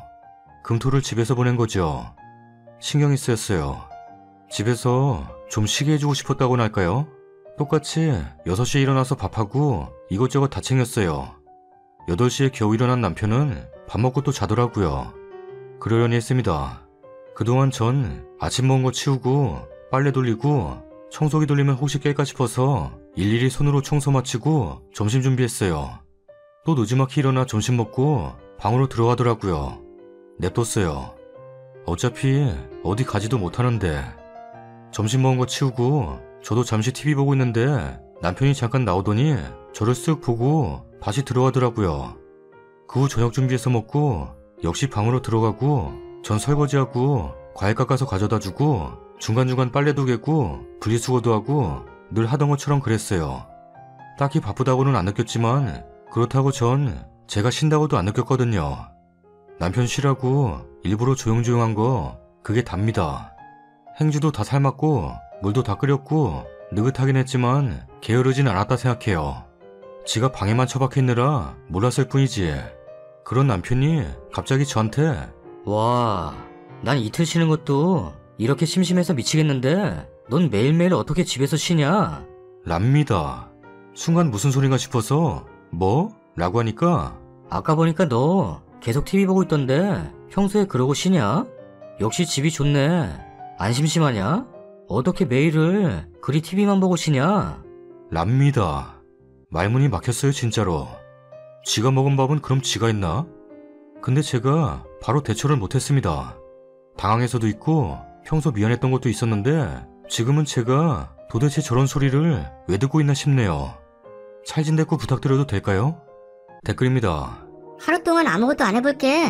내가 술 하나 갖다가 나면 어떤지 느껴봐. 라고 하세요. 위에 뭔 소리예요? 하루 가지고 되겠어요? 집 깨끗하고 뜨신 밥은 공짜로 도깨비 방망이 휘두른 것 마냥 뚝딱 나오는 줄 아나. 매일 출근하고 등교하는 가족 누구보다도 더 일찍 일어나 새밥에 새반찬하고 차려서 먹이고 치우고 설거지하고 빨래 돌리고 집 청소하고 빨래 널고 다 마른 빨래 개고 정리하고 다시 점심 차리고 치우고 설거지하고 행주 삶아놓고 분리수거하고 음수 버리고 잠시 앉아서 TV 좀 봤는데 내가 종일 TV 끼고 사는 걸로 보이냐? 당신 눈엔 밥이랑 빨래 등 집안 돌아가는 게 다 저절로 되는 건 줄 알아? 라고 말을 하세요. 저도 애 어릴 때까지 전업으로 있다 취업해서 직장 다니지만 전업보다 직장맘이 차라리 더 낫더군요. 밥 차리고 치우는 게 쉬운 건 줄 아나 보네. 새 반찬 고민에 국 끓여야 되는 게 얼마나 스트레스인데 그런 소리란데요. 이런 남편들 일주일만 집안일 시키면 절대 그런 얘기 못할 겁니다. 당신 쉬라고 내가 다 한 건데 심심한 줄 몰랐네. 그럼 내일부터 당신이 다 해. 내일부터 나 진짜 아무것도 안 하고 TV만 볼 테니까 밥이랑 빨래랑 청소랑 다 알아서 해봐. 라고 하고 나가버려요. 다음 사연입니다. 안녕하세요. 저는 올해 33살 된 결혼 6개월 차 남편입니다. 사람들이 그토록 로망으로 여기는 5월에 신부 신랑이 되었고 아직 아기는 없습니다. 제발 이 글을 읽고 저 좀 도와주세요. 댓글에 의견을 달아주세요. 그 댓글을 아내에게 보여줄 생각입니다. 우선 아내에 대해서 소개를 하겠습니다. 아내는 올해 29이고 정말 맹한 사람입니다. 정말 말도 못할 정도로 맹하고 순수합니다. 다르게 말하면 바보 같습니다. 어느 정도로 순수하냐면 지하철에서 할머니가 길을 헷갈려 하시면 저와의 약속을 취소하고 그 할머니를 원하시는 역까지 데려다줄 정도로 순수합니다. 어릴 적부터 할머니와 살았는데 할머니가 돌아가신 이후로 나이 많은 어르신들에게 불친절할 수가 없답니다. 또 어느 정도로 맹하냐 하면 저나 주위 사람이 하는 거짓말에 다 속아 넘어갈 정도로 맹합니다. 그리고 정말 남자에 대해서 잘 모릅니다. 저랑 연애하던 시절에 아는 언니 친구인 사람이 대놓고 작업을 걸어도 아내는 그저 이 오빠는 나랑 친하게 지내고 싶어서 그런 거 아니야? 라고 전혀 인식도 못할 정도입니다. 아내가 그냥 순수한 척 하는 게 아닙니다. 제가 대쉬했을 때도 시종일관 친한 친구처럼 지내다가 제가 고백하니까 나 정말 몰랐어. 라면서 당황해하던 그 모습 전혀 거짓이 아니었습니다. 각설하고 아내는 어릴 적부터 어머니가 한의원에 자주 다니셨는데 그만큼 아내도 한의원에 자주 다닙니다. 한의원에서 뭉친 근육에 침을 맞으면 몸이 날아갈 것 같다며 감기 걸려도 한의원에 갑니다. 연애 시절 서울에서 살 때 어머니와 맨날 다니던 한의원에 적어도 한 달에 3번 이상은 갔습니다. 아내가 사무직이라 컴퓨터를 오래 만져 어깨가 항상 뭉친다는 이유, 감기 등등으로 말입니다. 결혼하고 타 지역으로 이사를 해서 아내는 한의원에 좀 안 가는 것 같았으나 결혼한 지 3개월 후쯤부터 집에서 30분 거리에 정말 자상하시고 실력 좋으신 의사 선생님이 있는 병원을 알았다며 자주 갑니다. 그런데 어느 날 아내가 화장실에 간 사이 아내의 휴대폰에 문자가 와서 봤는데 내용이 이런 겁니다. 방순씨, 집에는 잘 들어가셨는지요? 불편하시면 언제든지 오세요. 저는 누가 보냈는지 짐작도 못하고 있었는데 아내가 화장실에서 나와서 물어보니 요새 가는 한의원 의사 선생님이라고, 급격하게 친해져서 오늘 같이 TGI에서 저녁을 먹었다고. 저는 이해가 안 갔습니다. 세상에 어느 의사가 자기 환자랑 개별적으로 저녁을 먹는지. 저는 화가 많이 났지만 이 여자가 작업도 구분하지 못하는 걸 알기 때문에 진정하고 자세히 물었습니다. 이야기를 들어보니 한의원 의사가 부침성이 좋답니다. 그리고 친절하기 때문에 항상 침을 놓거나 찜질을 할 때마다 대화가 자연스럽게 이어진다고 하더군요. 아내가 처음 다니고 한 3번째 한의원에 가던 날 자주 오신다면서 밥이나 한 끼 먹자 해서 그때 밥을 먹고 번호를 교환했답니다. 그날 아내가 병원에 다들 시간에 갔고 마지막 환자였다고. 아내가 어깨가 아파서 병원에 갔는데 우연히 대화 사이에 다리에 근육이 많아서 고민이라니까 미용침을 놔줬고 아내가 고마워서 밥을 샀고. 오늘 날씨가 좋네요. 방순씨 기분은 어떠신지? 저도 좋아요. 라는 사적인 문자를 보낸 겁니다. 저는 아내의 말을 듣는 순간 화가 너무 많이 났습니다. 그놈의 의사라는 양반은 병원 홈페이지에 들어가니까 사진으로 보아하니 40대 후반쯤 되어 보이고요. 제가 너무 화가 나서 그 의사가 너한테 작업을 거는 거야. 친하게 지내지 마. 라고 하니까 무슨 말을 그렇게 해. 정말 좋은 의사 선생님이라 자주 오는 환자에게 친절하신 것뿐이야. 그리고 그분 욕하지 마. 정말 외로우신 분이야. 라는 겁니다. 외로운? 무슨 말이냐 물으니 3년 전 아내와 이혼을 했다 하더군요. 양육권도 모조리 빼앗겨버려서 아들, 딸 둘이 있었는데 마누라가 데려갔답니다. 기가 차더군요. 이혼남이니까 더더욱 작업인 거 아닙니까? 그래서 그날 격하게 싸우고 마누라가 엉엉 울길래 제가 이 순박한 여자한테 무슨 짓인가 싶어서 다음부터는 밥을 먹지 말라 하고 잘 타이르고 다시 지냈습니다. 그리고 오늘 아내가 사우나에 가면서 폰을 놔두고 갔더군요. 평소에 덤벙거리는 여자라서 자주 이럽니다. 그래서 제가 폰을 열어보니 그 의사와 하루에 5통 이상 문자를 하는 겁니다. 방순씨, 저번에 진료 후에 몸은 괜찮으신지요? 시간 나면 병원에 들려주세요. 선생님 감사합니다. 침 맞기 전에 어깨가 너무 아팠는데 이제 하나도 안 아파요. 요새는 야근이 잦아서 힘들고 조만간 찾아뵙겠습니다. 방순씨, 오늘은 환자가 많아서 정말 정신없는 하루였습니다. 방순씨는 요새 야근이 잦다고 하던데 오늘도 야근하시나요? 네, 저는 오늘도 야근을 해요. 선생님이 친절하셔서 환자분들이 그 친절함에 더 끌리는 것 같으니 좋은 일이에요. 아닙니다. 저는 그냥 환자들에게 감사해서 그런 것뿐인데 방순씨의 몸이 낫다고 하니까 정말 기쁩니다. 다 선생님 덕이에요. 환자만 생각하지 마시고 선생님 건강도 생각하시고요. 아자. 걱정해주셔서 감사합니다. 내일은 야근하시는지? 아니요, 내일은 안 해요. 그러면 저녁 한 끼 같이 드실까요? 네. 더 이상의 내용은 화가 나서 적지도 못하겠습니다. 아내가 곧 사우나에서 돌아올 법한데 지금 이거 분명히 의사가 작업 거는 거 맞죠? 화가 나서 분통이 터집니다. 신혼 6개월 부부에게 지금 이혼남이 무슨 짓인지. 아내는 너무 바보 같아서 여러분들의 냉정한 의견을 보여줄 생각입니다. 제발 도와주세요. 제발. 댓글입니다. 여기다 올린 글을 보여주지 마시고 일단 문자 내용 모른 척 하세요. 나중에 확인했을 때 그 문자가 지워져 있으면 100% 바람이니까요. 그리고 다음에 침 맞으러 갈 때 님이 따라가세요. 맹한 부인이니 님이 따라가는 거 의심해서 가는지 모를 겁니다. 따라간 다음 님도 침 놔달라고 하세요. 그리고 자주 우리 와이프에게 식사하자고 환자를 밖에서도 챙기는 것 같아 고맙지만 앞으로 저와의 시간을 만들기에 사적인 자리에서의 만남은 자제해달라고 하시고, 와이프가 늘 집에 와서 의사 선생님이랑 한 문자를 보여주는데 같은 남자로서 조금 도가 지나치신 것 같다고, 자꾸 그러시면 가정을 지키는 남자로서 이사갈 방법밖에 없다고 전하세요. 저게 무슨 순수야. 사리분별 하나 구별 못하고 나이 헛먹었네. 아니 어렸을 때 그렇다 치고 남편 있는 사람이 다른 사람하고 밥 먹지 말란 법은 없지만 저건 대놓고 나 작업 걸고 있어요. 밥 먹어요. 하는데도 저러면 문제 있는 거 아닌가요? 부인한테 말해보세요. 만약 다른 여자가 나한테 밥 먹자 하고 하루에 문자 5통 이상씩 오면 넌 어떨 것 같냐고요. 문자 내용이 무슨 사귀기 직전에 가는 내용들이구만. 그리고 그 의사가 외롭든 말든 님 부인이 무슨 상관이래요. 지금 지가 신경 써야 할 사람이 누군데. 그 이혼남 불쌍한 거 따져가며 자기 남편 속 썩여가며 만나려고 하는 것도 우습네요.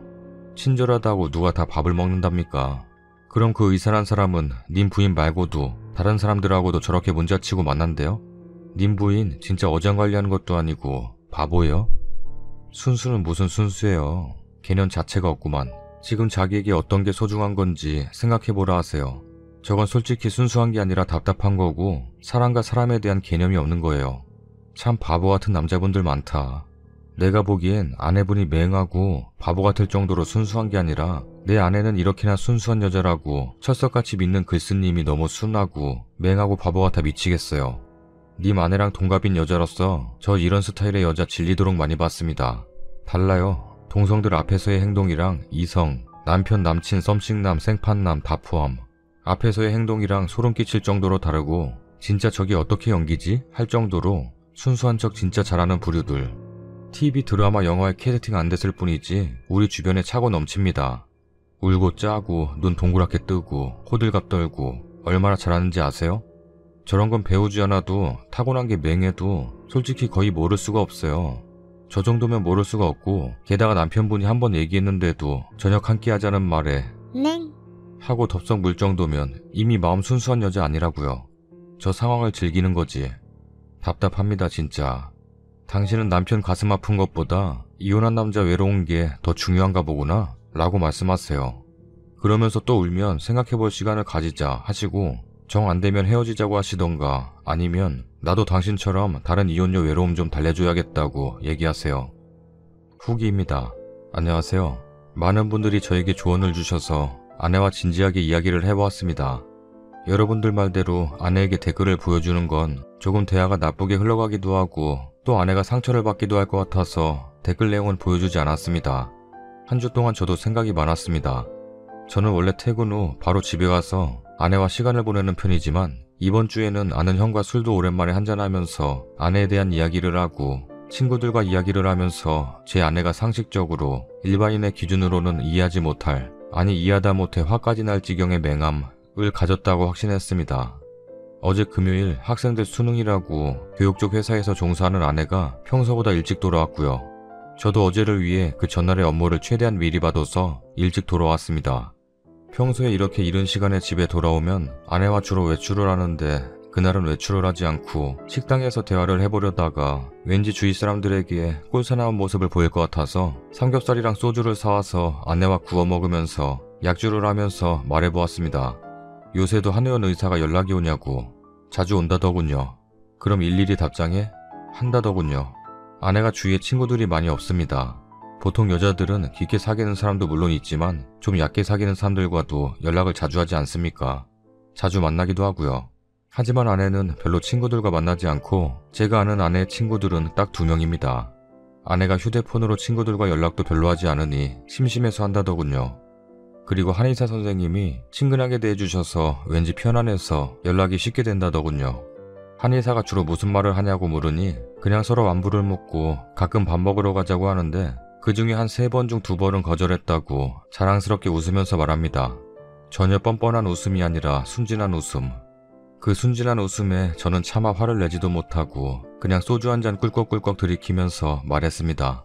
너는 유부녀 아니냐? 그랬더니 그냥 똘망똘망한 눈으로 나는 유부녀지. 자기랑 결혼했잖아. 하는 겁니다. 평소대로라면 그런 눈을 보면 저는 아무 말도 못하고 웃지만 술 기운이 들어가니까 사람이 솔직해지는 건지 살짝 화를 냈습니다. 그래 너는 유부녀가 맞아. 그런데 유부녀가 다른 남자랑 그렇게 밥을 먹으러 돌아다니고 그렇게 사적인 문자를 많이 하면 주위 사람이 어떻게 보겠냐? 주위 사람이 보는 것보다도 너 자신한테 양심이 찔리지도 않니? 너는 이미 나라는 남편이 있고 더 앞을 보자면 곧 아이도 생길 텐데 그렇게 외간 남자랑 연락하고 밥 먹는 게 그렇게 아무렇지도 않고 웃으면서 행동할 만큼 깨끗한 짓이냐? 라고 했습니다. 갑자기 아내가 막 울먹울먹 하더니 아무 말 못하고 울음을 터뜨리더군요. 원래 아내가 제가 약간 모난 말을 하면 항상 울고 아무 말도 못하고, 저는 아내가 울면 그냥 화를 죽이고 달래주는데 그날은 더 화가 나서 한 소리 더 했습니다. 뭘 잘했다고 우냐? 지금 이 일은 울어서 해결될 일이 아니야. 상식적으로 생각해봐라. 대체 어느 유부녀가 그렇게 그런 짓을 자신있게 행동하는지 너 정말 바람피는 의도 아냐? 라고 물으니 살짝살짝 울던 아내는 갑자기 대성통곡을 하더군요. 그제서야 저는 술기운이 확 깨고 갑자기 마음이 흔들렸습니다. 아내는 약 10분가량 계속 대성통곡을 하고, 저는 아무 말 못하고 그냥 방에 들어가서 이불 깔고 혼자 잤습니다. 그리고 오늘이 되었네요. 회사에 그냥 자진해서 늦게까지 야근 중에 톡 올립니다. 휴대폰을 만지작거리다가 아내 생각이 나서 어제는 내가 말이 심했다, 미안하다 라고 했는데 사실 미안하기는 미안하지만 억울한 마음이 많이 들었습니다. 몇 시간 후에 아내가 아니야, 내가 미안해. 앞으로 문자 안 하고 밥도 안 먹을게. 하는데 그걸로 끝날 일이 아니지 않습니까? 첫머리에서 아는 형과 술을 마셨다고 했죠. 그 형이 정신과를 하는 의사입니다. 이번 주 주말에 아내와 같이 그 형을 만나서 그 형에게 아내에게 정신적으로 이상이 없는지 물어볼 생각입니다. 여러분들이 하시는 말씀이 과연 아내를 실제로 모르는 사람이라서 하는 말이다 라고만 생각할 수 없는 노릇이거든요. 지금의 제게는. 이만 저는 퇴근을 해야겠습니다. 돌아가는 길에는 아내가 좋아하는 고구마 케이크를 사들고 갈 생각입니다. 물론 아내가 아내 입장에서는 나쁜 짓은 아니었겠지만 저를 실망시키는 행동을 했으니 제가 화를 내도 되었을 상황이지만 아내를 울렸다는 사실에 왠지 죄책감이 들어서 오늘 저녁에 감성적으로는 잘 해결해 볼 생각입니다. 많은 조언 주셔서 감사합니다. 댓글입니다. 근데요, 제 생각엔 글쓰님이 아내를 잘 모르는 걸 수도 있어요. 순진하다고 하시죠. 그래요, 순진한 면도 있겠죠. 근데 순진함의 탈을 쓰고 영악한 것일 수도 있거든요. 제 조카가 겨우 7살인데 순진무구하기 짝이 없는 얼굴과 행동으로 어른들 머리 꼭대기에 있어요. 그 나이 먹고 그런 것도 판단 못할 정도로 순수하다는 게 사실 말이 안 될 뿐더러 어떻게 해야 자기는 책임을 회피하면서 나 좋다는 포근한 사람이랑 데이트 비스무리한 걸 즐길 수 있는지를 잘 아는 영악한 머리를 지녔다고 봐요. 제가 상황을 꼬아서 보는 그런 사람 아닙니다만 왜 그렇게 생각하냐면 아내에게 싫은 소리를 할 때 아내가 눈물부터 흘린다고 했죠.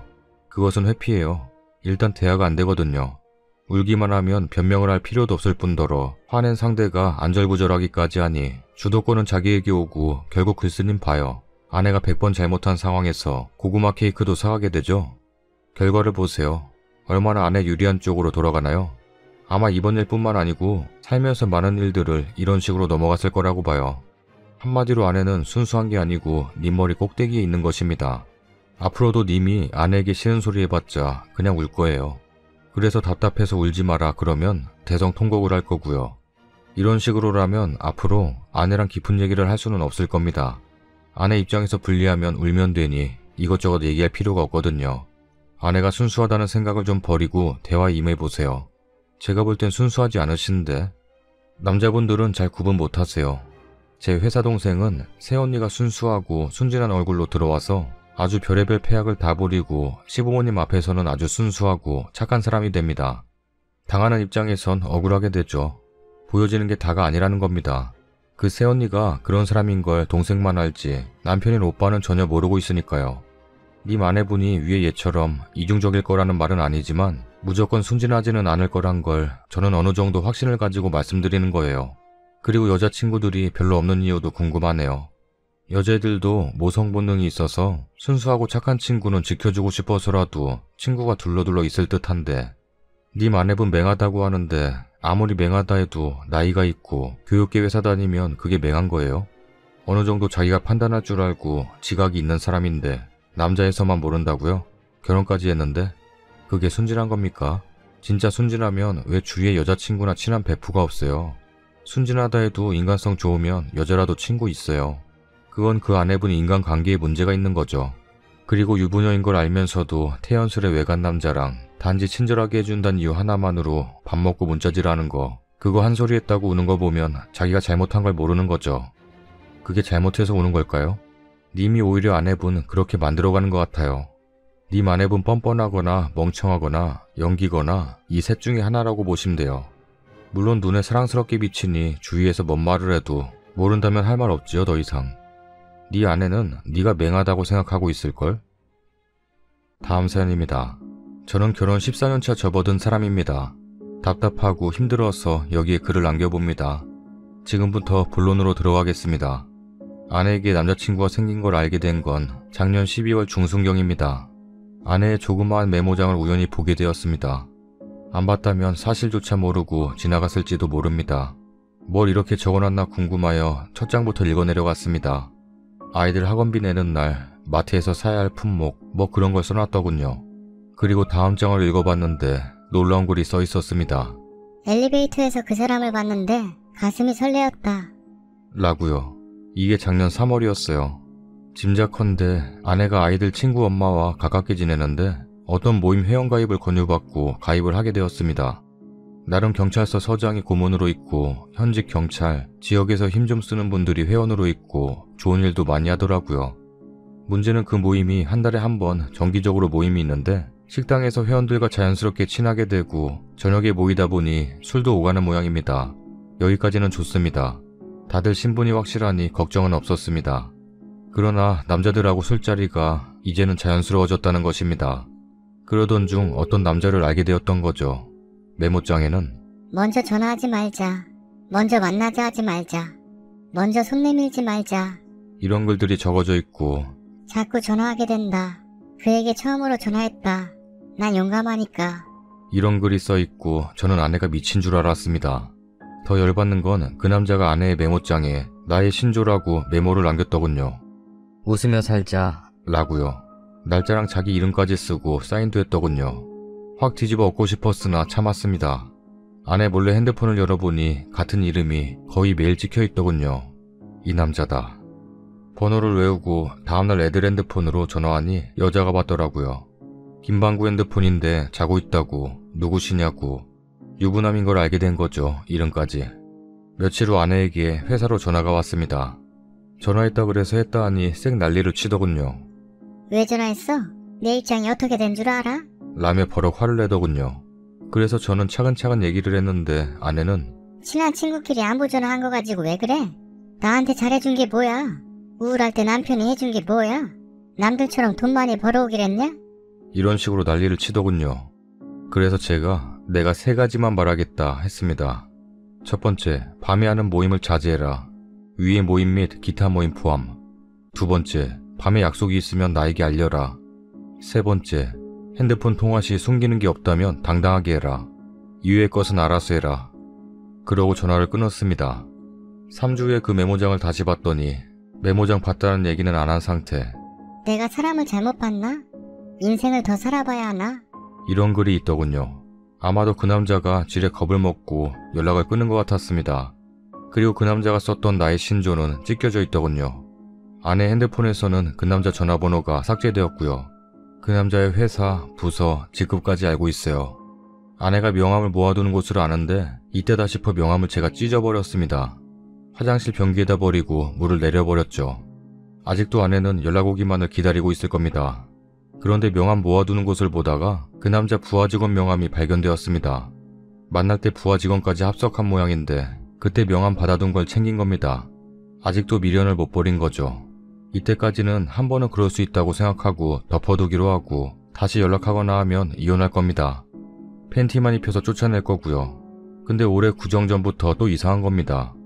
또 다른 전화번호가 아내 핸드폰에 연속적으로 찍히는 겁니다. 문자도 오고 분명 친한 언니 만난다고 전화통화하는 걸 분명히 들었는데 웬 남자가 데리러 온다고 전화 오고 도착했다고 문자가 오고 의심이 가기 시작했습니다. 그날 밤 늦게 들어와 자길래 핸드폰을 뒤졌습니다. 역시 같은 번호가 연속적으로 찍힌 걸 보게 되고 문자도 보게 되고 그날은 이해했습니다. 날씨도 춥고 아는 언니 아는 남자고 둘이 만나는 것도 아니고 합석할 수 있으니까 지나가는 길에 태우고 갈 수 있다 생각했죠. 근데 그게 아니었습니다. 아내가 그 남자에게 문자를 보낸 걸 보게 되었는데 지금 뭐 해요? 전화하면 안 돼요? 라고 문자를 보낸 거예요. 그날 옆집 아주머니하고 저녁에 약속이 있다고 했었는데 그 남자는 도착했다는 문자를 남기고 지금은 참자고 마음을 다지고 있습니다. 그러던 어느 날 아는 언니들하고 개모임이 있던 날 술이 많이 취해 일찍 귀가하더라고요. 그래서 침대에 눕혔는데 혼자서 웅얼웅얼거리는 겁니다. 핸드폰을 봤습니다. 꺼져 있더군요. 전원을 키자마자 문자가 2개 연속적으로 들어오는 겁니다. 울지마. 내가 앞으로 더 잘할게. 첫 문자, 사랑해. 잘 자고. 2번째 문자. 저 완전히 미치는 줄 알았습니다. 그래서 일단 그 문자를 지워버렸습니다. 전원 끄고 있던 자리에 놓고 생각하니 이제는 아내를 믿지 못하겠다는 생각이 들었습니다. 저는 가정을 깰 수 없었습니다. 초등학교도 졸업하지 못한 아이들이 불쌍했습니다. 더 이상 아내와 부부로서 살 수는 없고 가슴속 부부의 연을 끊어버렸고 아내를 같이 사는 가정부로 생각하기로 했습니다. 막장으로 가는 아내를 말리지 않기로 했습니다. 내가 먼저 들춰내서 분란 일으키니 역으로 아내가 분란 일으키길 기다렸다가 한 방에 날려보내려고요. 저는 지금 아내에게 더 잘해주고 있어요. 불륜이라는 게 언젠가는 분란이 일어나게 마련이거든요. 저는 기다렸다가 보기 좋게 날려버릴 겁니다. 내 가슴속 아내는 죽었으니까. 제가 앞으로 어떻게 살아야 하는지에 대해서 말씀해 주시면 감사하겠습니다. 긴 글 읽어주셔서 감사합니다. 댓글입니다. 슬픈 현실이네요. 근데 쓰니님, 어떻게 사시는지는 님이 결정할 문제인 것 같습니다. 그러나 사람의 일은 만일이라는 게 있습니다. 잘 해놓을 거라는 생각이 들 정도로 지금의 행동이 후회될 수도 있습니다. 님께서 아내분, 애엄마와 어떻게 사실지는 전적으로 님의 생각이라 할 수 있겠죠. 근데 혹시나 만에 하나, 정말 혹시나 해서 드리는 말씀입니다. 그런 문자 절대로 그냥 지우지 마시고 촬영이라도 해놓으세요. 그거 혹시 무슨 일 생기면 유력한 증거로 사용될 수 있습니다. 님이야 그렇게 생각하신다지만 자칫 아내분께서 이혼 소송을 제기하시면 님 어떻게 하실 건가요? 혹시나 해서 말씀드립니다. 사실 법정에 올 정도 되면 상대에 대한 신뢰는 깨졌다 할 것이고 또 막 나가는 형국일 거거든요. 보면서 소름이 살짝 돌다가 그렇지만 또 그 심정 이해 안 되는 것도 아니고 어쨌든 맘 아프네요. 그래서 느껴지는 건 아내분이 타고난 바람둥이 기질로 연애하는 케이스는 아닌 듯한데 아마도 그래서 더 치열하게 미워할 수밖에 없지 않았을까 하는 생각이 드네요. 주변에 갈등을 겪는 부부들 중 따로 봤을 때 제대로 소통하고 대화하는 부부는 정말 드물더라고요. 진정으로 대화하고 소통하고 이해하고 그랬다면 다른 누군가를 갈망하지 않을 것 같아요. 배신감 때문에 그동안 지켜온 아내의 자리를 내던지는 거 잠시 멈추고 좀 더 현명한 생각하셨으면 하네요. 결혼 생활에 있어서 어떤 사람이냐보다는 어떻게 소통하고 있느냐가 더 중요한 것 같아요. 두 분에게 너무 소중한 아이들, 그 아이에게는 이 세상 누구보다도 님과 님의 현재 아내가 최고의 부모이자 가족이기 때문이니까요. 참을성이 좋으신 건지 그 정도가 아니에요. 이미 볼장 다 보고 뒹굴고 다 했을 텐데 신중히 생각하고 잡으려면 빨리 잡고 내치려면 과감하게 하세요. 나 같으면 저 남자 잡아서 가만 안 둘 텐데 아내를 같이 사는 가정부로 생각하신다는 게 참 슬프기도 하고 안타깝기도 하고 바보 같기도 하네요. 썰닭입니다. 오늘의 사연은 두 사연 다 아내의 외도에 관한 내용이었어요. 첫 번째 사연은 어떻게 보세요? 외도를 했을까요? 안 했을까요? 아니면 저 자체가 외도인 걸까요? 아내가 귀여운 상인가 봐요. 눈이 똘망똘망하다고 하는 거 보니 모르는 할머니 끝까지 데려다주는 거 보면 순수한 건가 싶기도 하고 근데 뭐 의사한테 조금은 마음이 있지 않았을까 싶어요. 문자도 계속 보내고 TGI를 가? 거기 5, 6만원대 아니야? 돈 많은가 보네. 나는 순댓국도 5,000원에서 6,000원으로 올라서 못 먹고 있는데 의사 만났으면 얻어먹어야지 왜 자기가 돈을 내? 나중을 위한 설계인가? 결혼한 지 6개월밖에 안 됐는데 벌써부터 그런 이유가 뭐야? 두 번째 것도 뭐 사랑해? 너무하네. 남편 마음이 얼마나 아플까? 내 가슴속 아내는 죽었으니까 내 마음도 아프다. 한의원이나 가야겠다.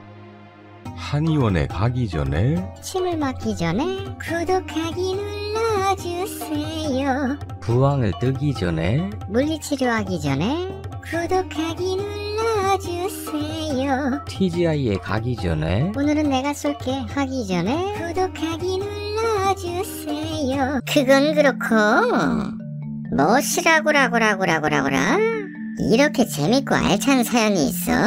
이걸 아직도 안 봤단 말이야? 이런 재밌는 사연을 안 보고 뭐 했단 말이야?